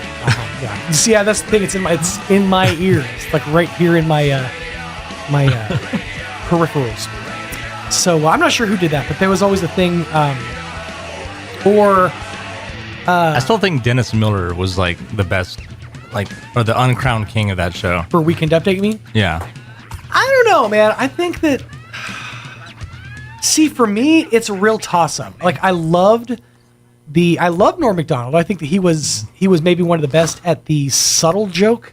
Yeah. But also, I think his humor was maybe a little bit too advanced for a lot of people for that demo. Well, because Norm Macdonald did so many other things, whereas Dennis Miller, that was kind of his whole thing, was the whole radio talk show bit. Yeah. I think Dennis Miller was probably the last one who did it more like a newscaster, who was doing you had like the ticker tape in the background. And after that, it just sort of became a bit. Personally speaking, if I'm given my druthers, Seth and Amy. I mean, Seth and Amy from back in, was the last iteration, I believe, before it was just Seth. And then it became Michael Chan, Colin Jost. But the Seth and Amy era, where it was just, in my opinion, the best time on SNL. When they used to do the really, the really, that's what you're going to say? Really? I loved those bits. But that was sort of like the prime SNL Weekend Update. Everyone has their favorite SNL era. Mm-hmm. It's either the John Belushi era, the Adam Sandler era, or the Will Ferrell era. People who... Okay, look. I understand classics and the legends and the fact that Bill Murray was there and Belushi was there and Chevy Chase was there. I get it. Season 1 of SNL was big. There was a period of time when SNL was really trying to still be a variety show and not a comedy show. So you'd have these bits where all of a sudden Jane Curtin would just be ballroom dancing. Yeah. And that was the whole bit. It was like all of a sudden she'd be sitting there thinking, oh, if only. And then somebody would come and take her hand. They would take her out. And then it was just a ballroom dance. There was no comedy to it. There was no subtle turn. It was just that. It was Electric Company-esque. Yeah, a bit. So when people say that the early days are the best for comedy, I got to say no. I feel like and again, this is maybe my generation, the golden era of that time was your Adam Sandler, your Rob Schneider, your Tim Meadows, Chris Farley. Yep, that's me. That era. That was that was kind of the turn for Kevin SNL. Nealon. Kevin Nealon, great, another great name. That was kind of the turn for SNL to become more of a it was already satire, but it felt more pointed with that generation. That became more of a pointed attack, centric we're going after this specific group with this bit. We're making fun of this group of people with this bit. Yeah, and you felt like they were all friends too. At that time, you don't really get that with any other generation. Although it is kind of jarring if you go back and you watch some of the behind the scenes stuff from that era, how some of the women were it was a real eggshell situation. They couldn't really talk around the men because the men would be like, "Shut up, yes, dude." It was real. It was a real tough time to be a woman on the SNL cast. But that being said, it was sort of like that prime time. But then, see, I wasn't allowed to watch SNL when I was a kid, so I used to sneak into my sister's room who had a TV and Dana watch Carvey. I was watching hers. Dana Carvey was awesome. Yeah. But I would argue that beyond that generation, beyond that cast, you then have to go to Tina Fey, Will Ferrell, and that cast. And beyond them, it's sort of a crapshoot. Like those two stand tall. It's the Chris Farley years and the Will Ferrell years. But then it's sort of a crapshoot because you have really good comics and really good groups in almost every generation. Because you've got the Lonely Island in you got like the in-between eras, like the Eddie Murphy era, the Andy Samberg era. Yeah. And like right now, I feel like we're in one of those weird transitions where I think Bowen Yang is maybe their big breakout star. Yeah. And like obviously Keenan's sticking around. Thank goodness for him, because that show would be a tough sell. Man, he's been chasing that bag. Or I pointed out to somebody the other day. I was like, "Oh look, they got a new 80 Bryant." Because 80 Bryant moved on to do some sitcom or something, and somebody else came in, and it's like just a new, slightly bigger girl. You got to fill that demo. You need that little baby 80.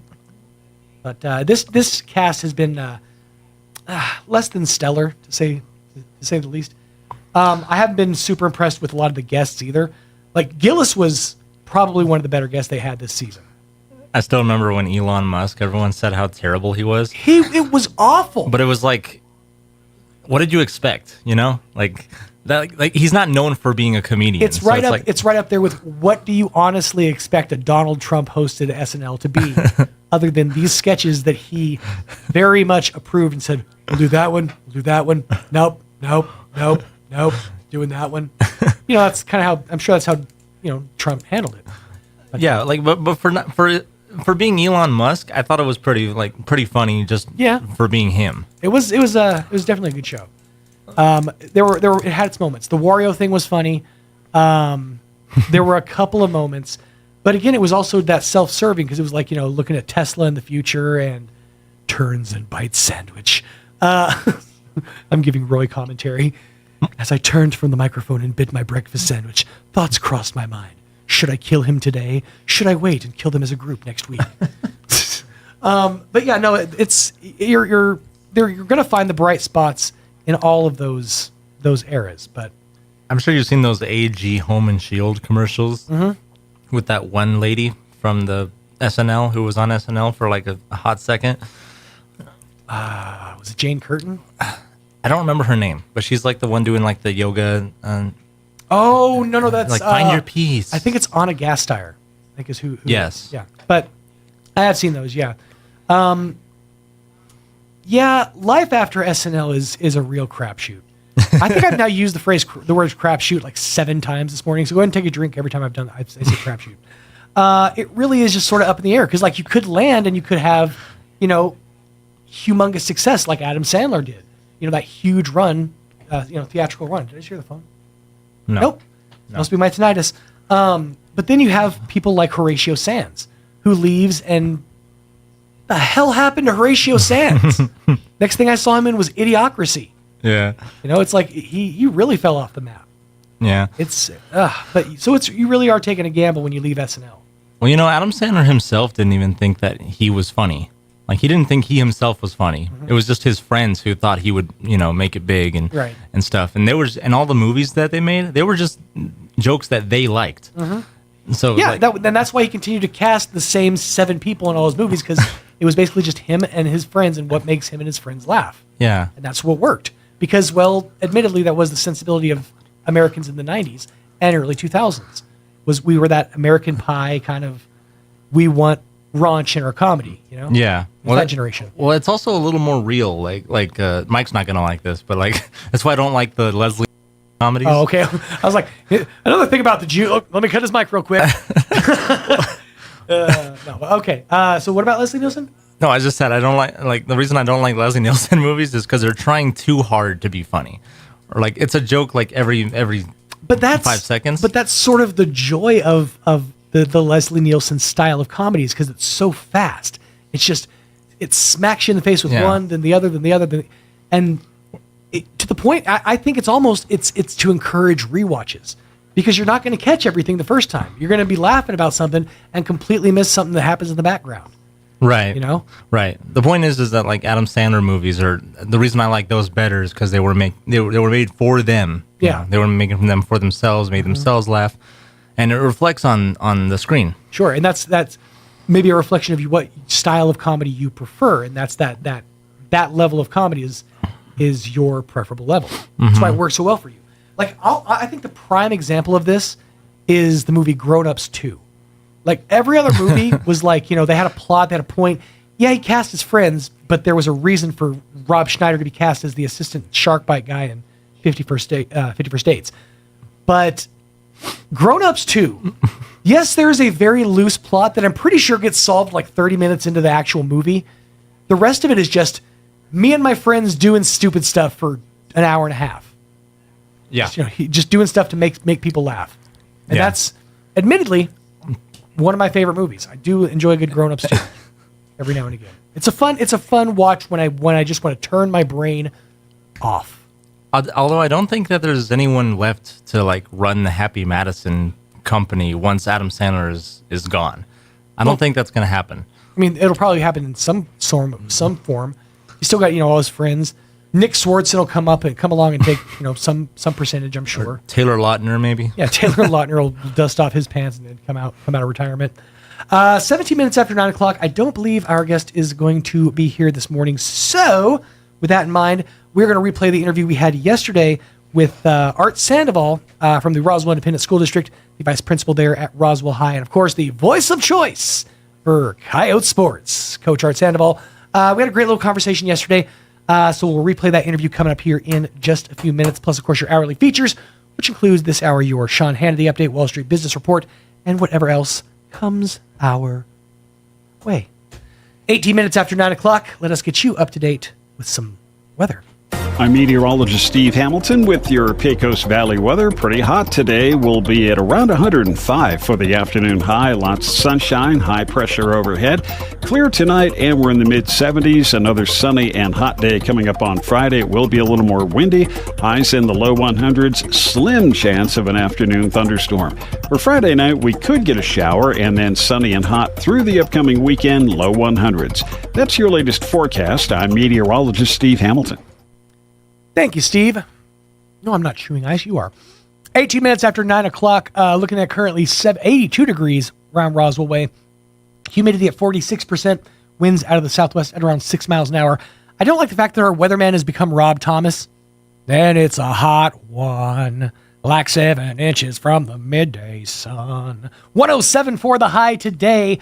Sunny skies, going to be hot. Winds out of the southeast at around 10 miles an hour. For tonight, mostly clear. 74 for the overnight low. Winds out of the south 10 to 15. Slight chance of the wet stuff between noon and 3. After 3, chance of thunderstorms for your finally Friday. Sunny and 100 for the high. Chance of precip is 20%. 30% chance of rain for tonight, or for your Friday night into Saturday. Winds out of the west 5 to 15. 71 for the overnight low. Back up to triples for your Saturday and beyond. 100 for Saturday. Pair of 106s for Sunday and Monday. 104 for Tuesday. 99 on Juneteenth. Nice. 19 minutes now, 20 minutes after 9 o'clock. Going to pay a couple bills, and after these, our interview with Art Sandoval on the other side of a morning without Mike Winters. Stay tuned.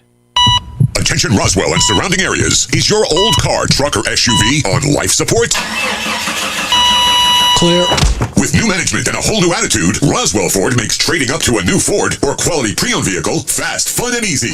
Upside down in your loan or stuck in your lease? Roswell Ford wants to get you released even if you owe thousands more than your trade is worth, regardless of make, miles, or condition. Right now, get huge savings with rates as low as 0% for 66 months and no payments until Labor Day. Plus, we have a great selection of low-mileage, one-owner pre-owned vehicles, all in prime condition, starting at just $10,000. Don't settle for a low-quality, overpriced clunker conquer. Buy a quality pre-owned vehicle from Roswell Ford for a lot less. Worried about your credit? Don't sweat it. We've partnered with the most aggressive lenders that will push to approve you today, even with bad or no credit. Lower prices, exceptional trade-in values, and a better buying experience. Get on board at Roswell Ford, 821 North Main Street in beautiful Roswell, or online at roswellford.com. 1515 per thousand finance on select new Ford models with approved credit. Can't hear as well as you used to? That can happen to the best of us. But when you can't hear people speaking or birds chirping, it's time to take action. That's when it's time to call Howard Allman with Here on Earth Hearing Care Center. Howard has been helping people hear better for over 55 years. Howard is who helps the Artesia seniors with servicing their hearing aids of all makes with free cleaning and hearing evaluations. And he's ready to help you. Howard can share with you information on Audibel Intrigue AI hearing aids with many features you might not expect a hearing aid can do, such as using your hearing aids to stream calls, music, and more. Plus, health monitoring, count steps, even fall detection, all built in. Meet face-to-face with someone who can help you choose the right hearing aid for you. Call Howard at 575-622-0375, and he'll be glad to set up a time to meet with you. That's 575-622-0375 for Howard Allman of Here on Earth Hearing Care Center. Here's a Mornings with Mike Winters fun fact. Alaska is the only state name that can be typed on one row of keys. Go ahead and try typing the other 49 states. We'll wait. Here's Mike Winters. And good morning, 18 minutes after 8 o'clock. And joining us in studio on this Wednesday morning, the man who's filling in for Brian Luck, Coach Art Sandoval from the Roswell Independent School District. How are you doing today, Coach? Good, Sean. How are you, sir? Oh, doing good. It's been a hectic week. While Mike's off enjoying rum drinks on the Seven Seas, I'm manning the helm of 2 radio stations. So yeah, it's been fun, but plates are still spinning. Absolutely, So, well, good morning to you, and glad to be here.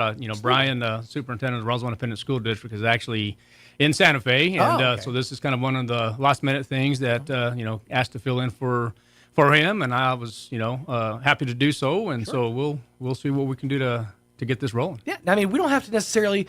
We could talk about, because your perspective is a little different. I mean, you're the vice principal. You've overseen a lot more of the student interaction side of things. So sure. Your perspective's a little different.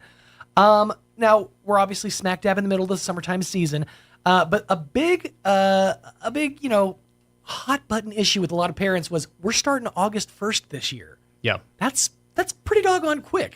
Yeah, no, it really is, pretty quick. But the requirements, from the state of New Mexico is that they're requiring us to have more days, and I'm to the point of my perspective here is I'm to the point where I'm kind of leaning towards year-round school. I think that we might be more beneficial when it comes down to certain things like that. But I think eventually it's going to end up coming down to that situation. But just like right now, we're in the process of summer school. This is the second week already, and we have right about 12 days to take care of that stuff, and so we started enrollment with our counselors, and our counselors, not just at Roswell High School, but our counselors in the district they just do a really good job, and trying to get our kids enrolled in the classes that they need, and one of the things that we kind of do here at Roswell High School is we have a thing called Apex, and so does Goddard and the Roswell Independent School District, but we also have a thing called New Hope. Okay. And it's kind of that's when Pilar Carrasco was back as the principal, and he's done a good job with this and gave us new ideas, and that big old word, that C word, COVID, kind of gave us a way of thinking outside the box, and so in order to try to improve, first and foremost help the kids be successful and improve graduation rates, try to get all that stuff taken care of, we actually have a thing called New Hope, and so what that entails is the New Hope is if a student has, for example, I'll use Sean. If Sean failed the class, Algebra 1, for example, what that is... That tracks. Our counselors, as I mentioned, do a good job, but, it's a lot of work. And I'm going to tell you that what they do is if they have a 50% or less than a 60%, like 59 or below to a 50%, then a kid is enrolled in the program, what is called New Hope. Okay. And so what happens with that is if you have a 50%, you have to have 10 days of summer school in order to obtain that credit. So in other words, you have to come 10 days and you have to participate and do the assignments in order to be successful and to gain that credit. Okay. So a point a day, If you had a 58%, then you come to class 2 days. the 2 days, but you Okay. still have to participate and Sure. still not be a discipline problem. Right. So those Okay. are some of the things. I actually kind of dig that as a program. I have a friend's daughter who she was looking at graduating, and again, she was one of the COVID classes, and it was real hard on all of them, you know. But they eventually switched to a homeschool model, and the last like 3 months were basically her just locked in a room completing assignments because she was like 68 assignments behind. Right. It's one of those things when it was put in the kids' laps, the onus was on them to do their assignments. A lot of them just kind of let them pile up, and well, the back end is what, you know, where you pay for it. But I like the fact that we're kind of instituting summer school as like, you know, come on a couple of days, we'll bump it up a couple percentages and get you the grade that you need. Yeah, absolutely. And again, it's a lot more complex than what it sounds. Sure. There's some rigorous stuff that, you know, some of the kids have to participate in and get those assignments done. Uh-huh. You know, currently I know at Roswell High School we have 10 instructors, and not only is it the New Hope program that we're trying, but it's also the program called Apex. Okay, and Apex, the Roswell Independent School District, is actually utilizing that program, and so it's a computer based. And so, you know, we have to enroll the kids into the Apex program, and it's really a lot of work, not just for the counselors, but for the administrators. Sure. And then once you get all that in, so, you know, it's currently about less than 200 in summer school right now. But again, we've had some already drop out. I think it was, you know, less than 30. For whatever reason it was one of those things where you can't miss a day for whatever the reason is. You can't be tardy. You know, this is a privilege for you to come and do summer school. And once again, it's for free. Yeah. And so, you know, back in the day when America was America, you charged $80 to $100 per class. And, you know, this is a chance for a student to obtain that credit. And, you know, again, that program, you can work in the classroom. They're assigned to a certain teacher. And then at that point, you know, they get in their Chromebooks and they work on specific assignments such as Algebra 1, Algebra 2, Chemistry, or whatever that might be. Right. And so that's a real good program. And once they complete the program, then, you know, they can actually stop at a 60%, or they can go as far as they need to for that specific class. Now, so if they wanted to bump their grade up even a couple of grade levels, they could just continue the summer school program. So as far as New Hope, now Apex, New Hope is a 60%. That's as far as they can actually go. But as far as the Apex courses, then they can improve their grade, because it's really a semester course is what they're taking. So they'll have to they can get anywhere from a 60 or above to make that part of their credit recovery classes. Excellent. Yes, sir. That's you know, because obviously we're, you know, with you know, GPAs and everything being vital to, you know, college admissions, and a lot more focus has been put on that, you know, lately, because now that we're dropping off a lot of the, you know, the admissions to certain schools based on race and based on things like that. There's a lot more attention being put on how's your grades, how are your extracurriculars, are you keeping up with all this stuff? So absolutely, kids are hard at work getting those numbers up. So that's what it's all about. Yes, sir. Yeah. Go ahead. So let's talk sports, because I mean, obviously you're the man, the voice of choice in southeastern New Mexico when it comes to the sports here on KSVP.TV.com, and of course across all of our Pecos Valley broadcasting stations. How are the prospects for this coming season?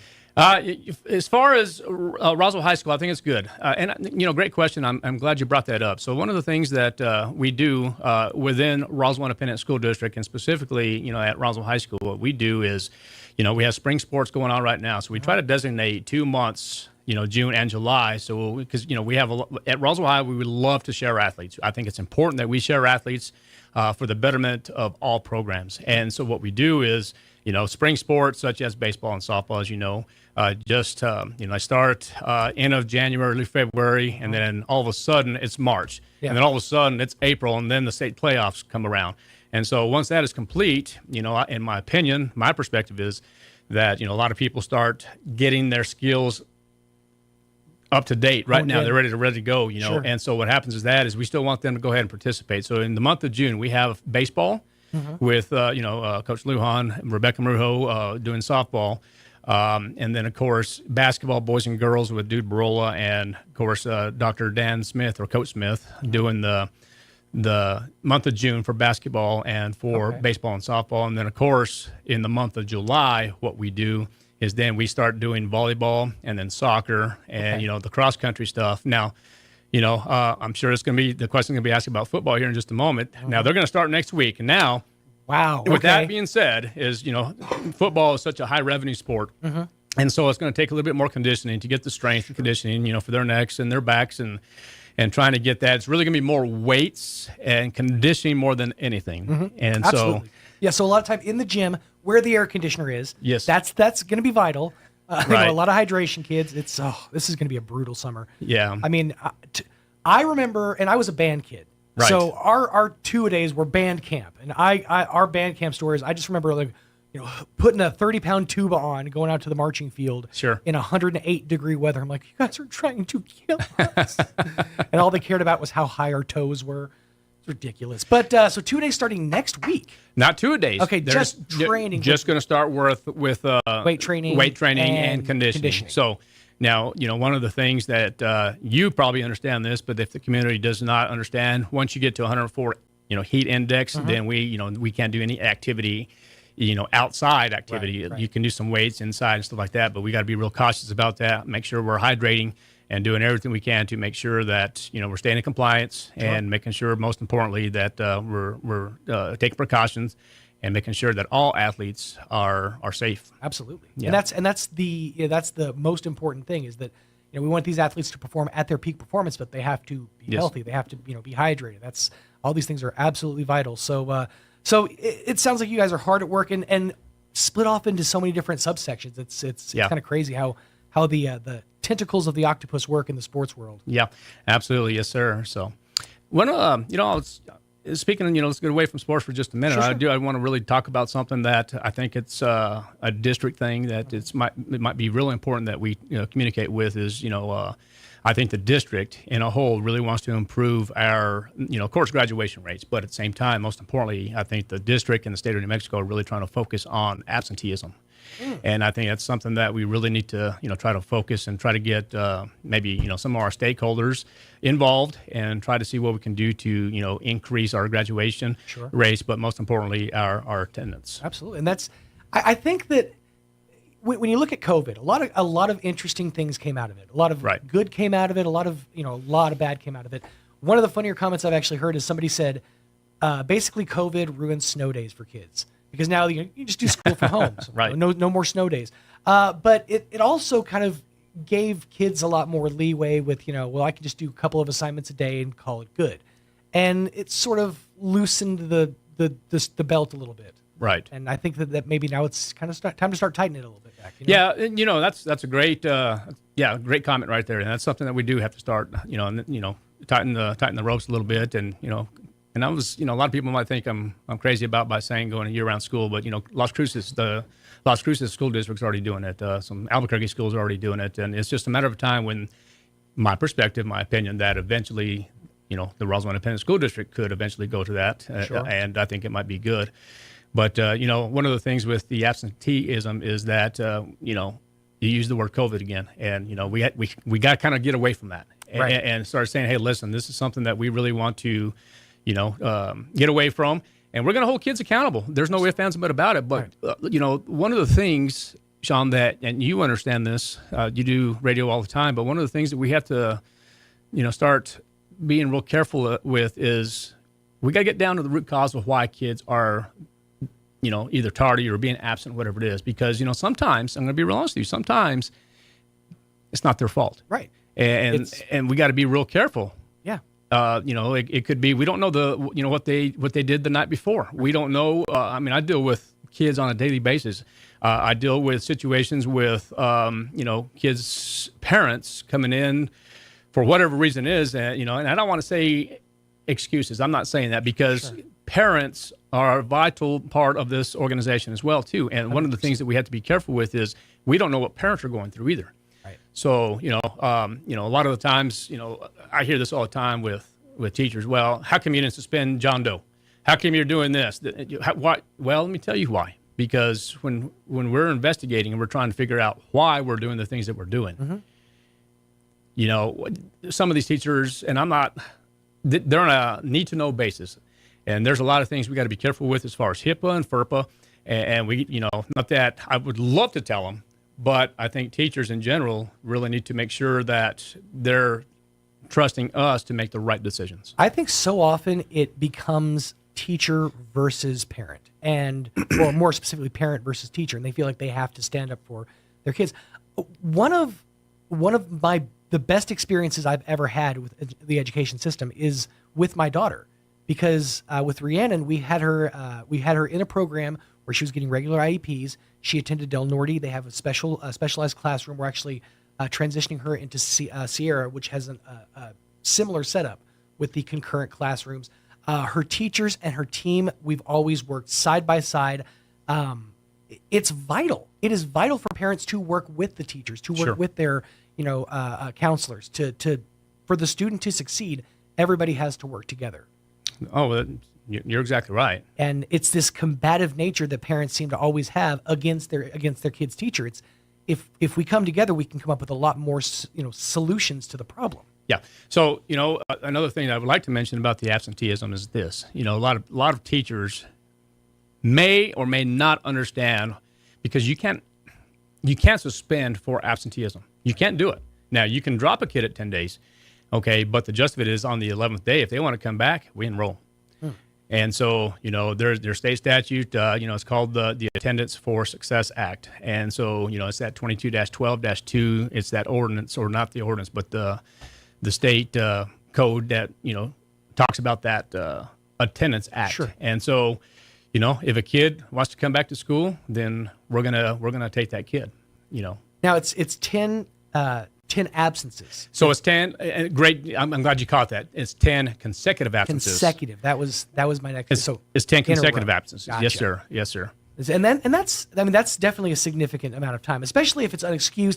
If you have a family emergency, if you're taken out of town, that's completely understandable. Right. Call the students in. Right. That being said, I understand there's a lot of students that have to get processed. Sometimes, like for example, I would when I needed to call Rhiannon into Del Norte, I would then get the robocall at 9 a.m. saying your student was marked absent, and I would then call the school and say, "Oh, it was just a mistake." The robocall goes out before we get to the attendance, so it's another one of those things where it's a simple misunderstanding. Parents, if you just call the school, talk to the folks up there, they can clear a lot of that stuff up for you. Yeah, it really is, and that's exactly right. Just a simple phone call, come in, give us a visit, and if they're excused, then that's all that matters. They're again, we don't know what happened the night before with some of these kids, and simple conversation and communication with the instructors and or the administrators, or even with our school resource officers. They're a great resource for us to communicate, and so. That's something that we really utilize a lot with, our school district. Absolutely. And, back in the day we used to have, and we still do this to a point, and I think it needs to improve in my opinion. But, we used to, Judge Freddie Romero we used to have the thing called the teen court. Mm-hmm. And, that was, at first very, very successful. And Judge Romero was awesome. He did such a fantastic job with that. And, he volunteered his time. And, we kind of got away from that because, some of the parents and students, and I don't want to say manipulated, but they caught on, and they understood that there was not really, it's real hard to actually prosecute anybody for attendance these days. Sure. And so, we do still do the 3 and the 5 day letters, and we try to do everything we can. I know at our school, what we try to do is there's not specific administrators designated for attendance anymore. What we try to do over there is we try to have an attendance clerk with, Miss Aguilar, who does a fantastic job. It's a full-time job. And, I'm probably going to say the same thing for all traditional high schools, including University of Northern College. I think they do a great job with that as well. But we have to make that attempt. Right. We have to make that attempt to say, listen, we tried to get Sean here at school on day 3. We try to get him here on day 5 and day 7. And then what we usually do is if we find out that we have to communicate with either, somebody higher or, law enforcement to, do a welfare check or CYFD or do something of that sort. Sure. Then we can do that. But again, if you're not hearing from a student within 10 days, something wrong. Right. That's when that needs to be investigated. That's exactly right. And so when we turn that information in, then it goes to like a CYFD referral, and they can conduct their investigation. And if they can get them back in school, that's all we really want here in the district. in my opinion. And like I said, if a kid's not in school, they can't learn. Exactly. And if you can't learn, then guess what? We're not doing our job as educators, and that's something that we really need to focus on, and we really need to do, in my opinion, a better job of trying to get people here. Now, other resources. There's law enforcement that can only do so much. They can't. I guess they could. But it's real hard because they're law enforcement officers. They can't just go and knock on a door and say, you know what, let's drag you out. They can't do that. And hands are tied. Also with situations involving minors, there's a lot of ropes you have to navigate through. Yeah, absolutely. And so, but yeah, so absolutely, measures are being put in place or are in place to get attendance up. But parents, this is one of those situations where just communicate with the school.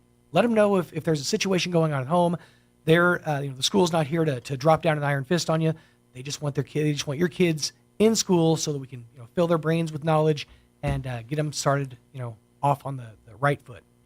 Yeah, and that's exactly right. I do have a few notes here that like I said, I'm not too proficient with, but Sure. I think some of the direction of the district. I think the district, as we mentioned, we need community help in reducing the chronic absenteeism, as we talked about. It's not just here in Roswell or the state of New Mexico, it's nationwide, but we really need to do a better job of that. Also, the district is also developing projects in which students can gain real life experience and earn graduation credits. I'm learning about that a little bit more. I think it's a great idea, working on developing evening classes for credit recovery. So again, that's going to be, we talked about the Apex classes. That is my understanding as of right now, that's how the district is going to lean forward to going to the night classes because, again, sometimes school is not for everybody. And I can talk all day, as you know, Sean, but one of the things is this, and you start talking about CTE programs and you start doing different things with that sort. But, as far as developing the classes for credit, I think that's a great idea. Absolutely. And then, of course, it's my understanding that the districts they're developing student internships, which are connected to the 30-plus career pathways that the district has, including industries, businesses that are interested in student interns. If they have any questions about that, they need to be contacting, Mr. Luck's office and, Assistant Superintendent of Instruction. You can talk to Jennifer Cole, Brian Luck. Anybody over there at that central location, I think, is something that that if you have any questions, go ahead and talk with them over there. And that's something that's great. And that's a great program, too, because it instills work ethic in the kids. It lets them know kind of, what's out there as far as like opportunities and, chances to advance. And it gets your foot in the door with a lot of great people, a lot of great industries. So yeah, absolutely. So that's fantastic. So if folks, want more information, if they heard something interesting in this conversation, or, they need to know more about absenteeism, how do they reach out to you? So the best source is, I think you need to be specific with the school. If they have any kind of questions about absenteeism or, any questions about, credits or anything like that, go to the specific school. Go to, if you have a question about Roswell High School, go to that school first. Go to, get down to the root cause so we can figure out how to approach this before we go, and try to, a lot of people, if they have a complaint, they want to go straight to the superintendent or go straight to the athletic director. Well, again, there's a chain of command. And so I think if anything, you got to start from the bottom. And, one of the things that you need to do is start at that school. If it's Roswell, if it's Goddard, University High, early college, Mason Middle School, whatever it might be. Start with that school, talk with the administrator, and, maybe come up with a plan. That way we can try to, develop, because they might have a legit, reason why they're being absent. Sure. I mean, there could be an illness. There could be somebody on on IEP. There might be, students with disabilities. There might be something that we can work with. Sure. And so start out with the school. If we can't answer it, then, of course, then you can start at the next level. And, you're more than welcome to always call central office. That's not the problem at all. But I think one of the best things you possibly could do is do it the right way and start out with the school district. Absolutely. And I will say this, if you're taking the proactive steps to find out how to fix the problem, you're already doing a better job than a lot of, parents out there who just complain. Right. So if you're taking these proactive steps, they're going to meet you. Your effort will be met. The school will help you. The school will work with you. And just from my own perspective, I've talked to so many parents that, complain and whine and moan about how bad their experience is with their teachers or with their, their team or whatever. And I've never had a bad experience. I've had nothing but positive experiences working with my daughter's teachers, with her team, with Miss Robin. It was always a seamless process. So the best way to make sure your student succeeds is to be involved as a parent. That's really all it comes down to. No, absolutely. I think, as a parent, you always have to be involved. And it doesn't start just in elementary school. It goes from this point forward, even in college. Tell me about it. You know what I mean? You really got to do some, be a parent that's going to be supportive and do everything you possibly can. And I'm trying, man. And we messed up because we got one going straight into middle school and we got one going right into elementary school. So they're like bridging over the River Kwai or whatever. But it's it's definitely one of those, you have to be, it's a full-time job. You have to be involved. You have to pay attention. Talk to the teachers. I have, I text my daughter's teacher on the regular if she has a bad day or, is missing an assignment. These things need to be communicated. Sure. Simple as that. So absolutely. Get involved, parents. That's what's going to, help the whole process. Yep, absolutely. So, well, thank you, sir. We appreciate your time. I know you got interviews to get to and whatnot. Yes, sir. Yes, sir. We have a full day ahead of us over at Roswell High School. And, of course, the Roswell Independent School District are doing the same thing all over the district. And, whatever we can do to help. If they have any questions, once again, just talk to, your prospective school, whatever it is, elementary, middle school, high school. And if there's anything that we can't do, you're more welcome to reach out to central location and communicate with the uppers. Yes. 637-3305, if I'm not mistaken. 637-2500. 2500 is the school district, now, yes, sir. I do want to let you know, just as a side note. Okay. And I don't know if this is everybody, but when I get a robocall from the school, it comes up as a spam risk. Okay. Just want to throw that out there. I'm not sure if there's anything anybody can do about that, but I'm like, and then I recognize the number. I'm like, okay. You know what? I'm glad you said that. I don't know. I didn't know that. And so, maybe for the people that are listening out there, and even if Mr. Luck, I know he's in Santa Fe, and once he listens to this, I'm sure we can give him the notes on that as well. But I'm glad you said that. We can try to work on that. One thing that I've also wanted, before we close on this, is, the Power School, that every kid and parent had that opportunity to see what we see on our end. So if you as a parent, and you might have this already, Sean, if not, then I highly suggest you get this for your kids. You can go to your school and, talk to, the front office, and you can get a Power School access. And then that way you can find out exactly what your students' grades, your attendance, any, discipline issues, or any of that sort there too. I think it's important that you try to get that. And I encourage the public, I encourage everybody possible to get that. Of course, you have to be the legal guardian. Sure. And making sure that you, get that access there. But you can get on your cell phone. You can look at your grades. You can look at the attendance and say, oh, well, hold on just a minute.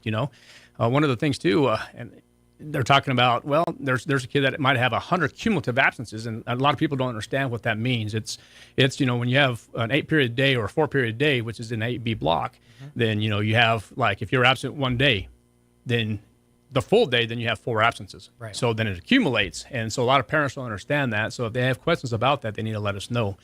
Right. But once again, I think that's something that I try to encourage every parent with that as well. So. Block scheduling still.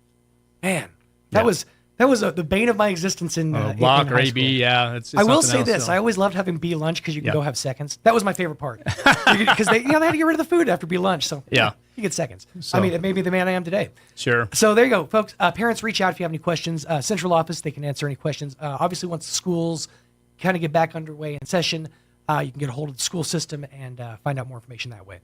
Coach, thank you so much for your time. Yes, sir. Thank you, Sean. You here. Have a great day. Absolutely, you too. Revenues are expected 16 minutes away from 9 o'clock. Let's throughout the Permian Basin for oil and gas. The industry already generating as much as $15 billion in tax income for the state's coffers last fiscal year. The oil and gas revenue is expected to start leveling off, however, in 2028. Eddy County Commission Chair Bo Bowen said many of the county's street repairs would not have been possible without the extra tax revenue.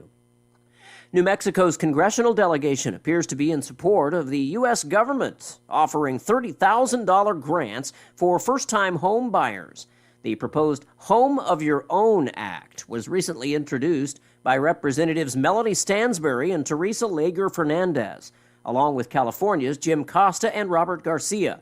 The Democrat bill aims to make homeownership a possibility for more Americans. If passed, the bill would offer a one-time grant of $30,000 for first-time home buyers who earn below 120 to 150% of the median income where they live.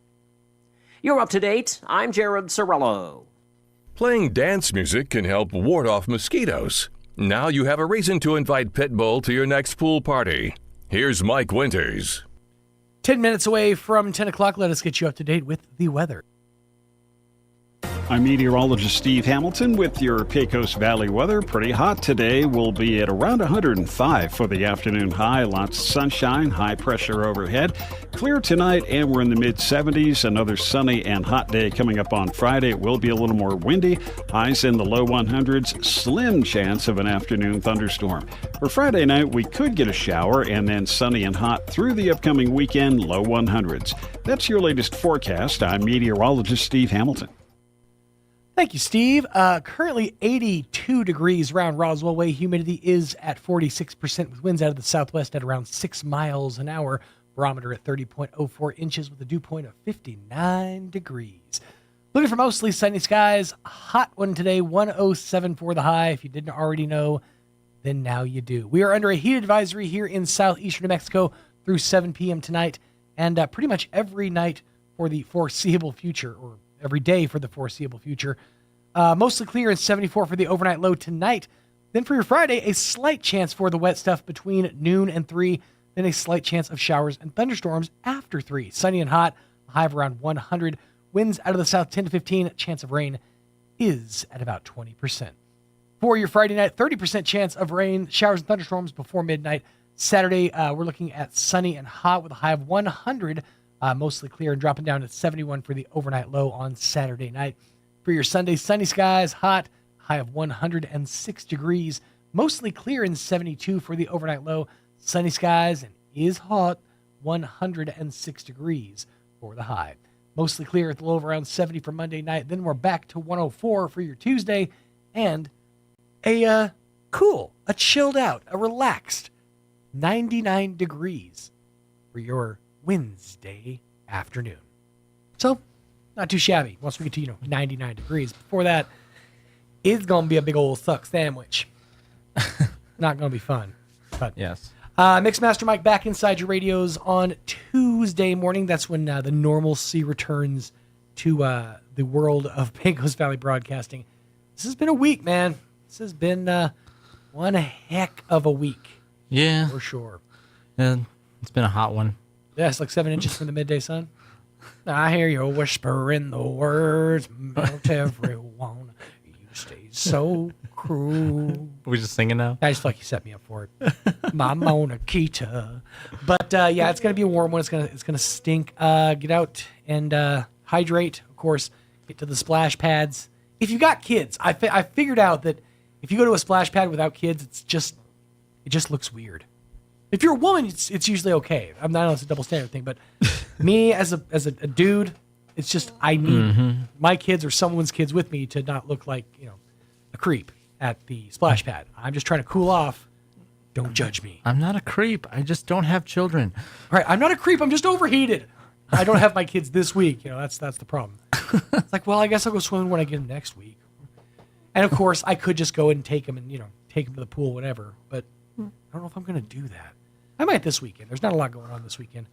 I might get them out there and let them do a little splishing and splashing around. So what do you want to talk about? Well, 6 minutes away from 10 o'clock, let us get you up to date with your Wall Street Business Update. With the Wall Street Business Report, I'm Jeremy House. The Supreme Court has preserved access to mifepristone that was used in nearly 2/3 of all abortions in the U.S. last year. It's the court's first abortion decision since conservative justices overturned Roe v. Wade 2 years ago. Wholesale prices increases fell in May. It's the latest sign that inflation pressures in the U.S. may be easing. The producer price index declined 0.2% from April to May after rising 0.5% the month before. The number of Americans filing for jobless benefits jumped to the highest level in 10 months last week. Unemployment benefit applications for the week ending June 8th rose by 13,000 to 242,000. That's up from 229,000 the week before. For the Wall Street Business Report, I'm Jeremy House. At River Flooring, Roswell's premier quality flooring destination, commitment to excellence is key. Serving all of southeastern New Mexico, River Flooring offers a vast selection of flooring options at the lowest prices in town, ensuring you the best value with their price match guarantee. At River Flooring, you get free in-home estimates, convenient next-day appointments, financing options, and excellent service you don't find at big box stores. From hardwood and tile to luxury vinyl and carpet, River Flooring wants to earn your business, residential or commercial. To learn more about River Flooring and the many services offered, visit their website at riverflooring.com or stop by 205 North Virginia in Roswell and meet the River Flooring family and staff today. Open Monday through Friday, 7 a.m. to 6 p.m. At Anderson Bethany Funeral Home and Crematorium, we honor and pay tribute to the achievements of your loved one by celebrating the life you shared together. Anderson Bethany Funeral Home and Crematorium is compassionate and cares about our local community and the families we serve here in southeastern New Mexico. Locally owned and operated, we will be here to help you decide how to celebrate the bond you've shared and pay tribute to the unique individual you've lost. Visit us at 2609 South Main in Roswell or call 622-5888. A bedroom is a quiet escape where I go for peace and comfort. This is Melanie at Glenn's Furniture. I know how important the most private room in your home is for your life and the lives of your family. That's why we offer a selection of bedroom groups that make living easier and more comfortable. Modern designs, bold curves, and stylish fabrics elevate your bedroom space. You'll find your new set easy to sleep on and even easier to own. Come see us at Glenn's on the corner of Union and Alameda, where delivery is free since 1953. You are 13.8% more likely to die on your birthday. Think about that the next time you want to celebrate your birthday month. Here's Mike Winters. And good morning, 3 minutes away from 10 o'clock on this Thursday morning. Remember, if you missed any portion of the program today, you can always check it out in its entirety over at 106.5 Roswell's Talk FM's Facebook page or at ksvptv.com. After the show, Joanne, I was looking at Joanne's name. Roy will get the interview we had with the kids from UNM Medical, the students from UNM Medical, Natalia, Devin, and On. We'll get that pieced up and posted up over onto the Facebook page. Hey, real quickly, I wanted to put this out there. I have a really good friend here in town. A lot of people know who she is. She does a lot of amazing work for the community. I'm talking about Miss Marie Manning. She is currently in a distraught state right now, and we need to do everything we can. Keep eyes out for her. It looks like a dachshund, maybe a dachshund mix. The dogs, her dog got out, essentially. The post says, "Keep an eye out for my senior dog. She's blind and got out the gate. Over by Lee and Redwood, she was seen in the Gale and Union area here in Roswell." Now, Miss Marie is still absolutely looking. I shared the post yesterday. I will share it across our social media here as well as on 106.5 Roswell's Talk FM. But this dog is 20 years old and completely blind and on medication. If you find this pup red in color, again, we'll post the picture up, copper colored, and looks like I can only imagine is a dachshund. Not 100% sure on that one. But if you do see this pup around Roswell, please contact Miss Marie ASAP. There is a reward if we can find this dog. Number is 575-317-0746. That's 575-317-0746. Miss Marie does a lot of amazing, amazing things for our community. So we want to make sure we help out whenever possible with her and her concerns. So again, that number 575-317-0746. If you happen to see this pup around the Gale or Union area or anywhere thereabouts, 20 years old, completely blind, and on medication. So we're hoping for the best on this one. And again, more information, 575-317-0746. Was that? Poochie. Oh, yeah, that. That is pretty much going to wrap things up from our end on this Thursday morning. Big thank you to each and every one of you out there for spending just a portion of your morning routine here with us. Back to things normal come Tuesday morning of next week, but you got me still on Friday and Monday of next week. So buckle up. We're still in for some good times. Back at it again tomorrow morning. Clay and Buck up next on 106.5 Roswell's Talk FM, KEND, Roswell, New Mexico. Be seeing you. On air and online, this is Roswell's home for talk radio, KEND Roswell. Breaking news this hour from townhall.com. I'm John Scott.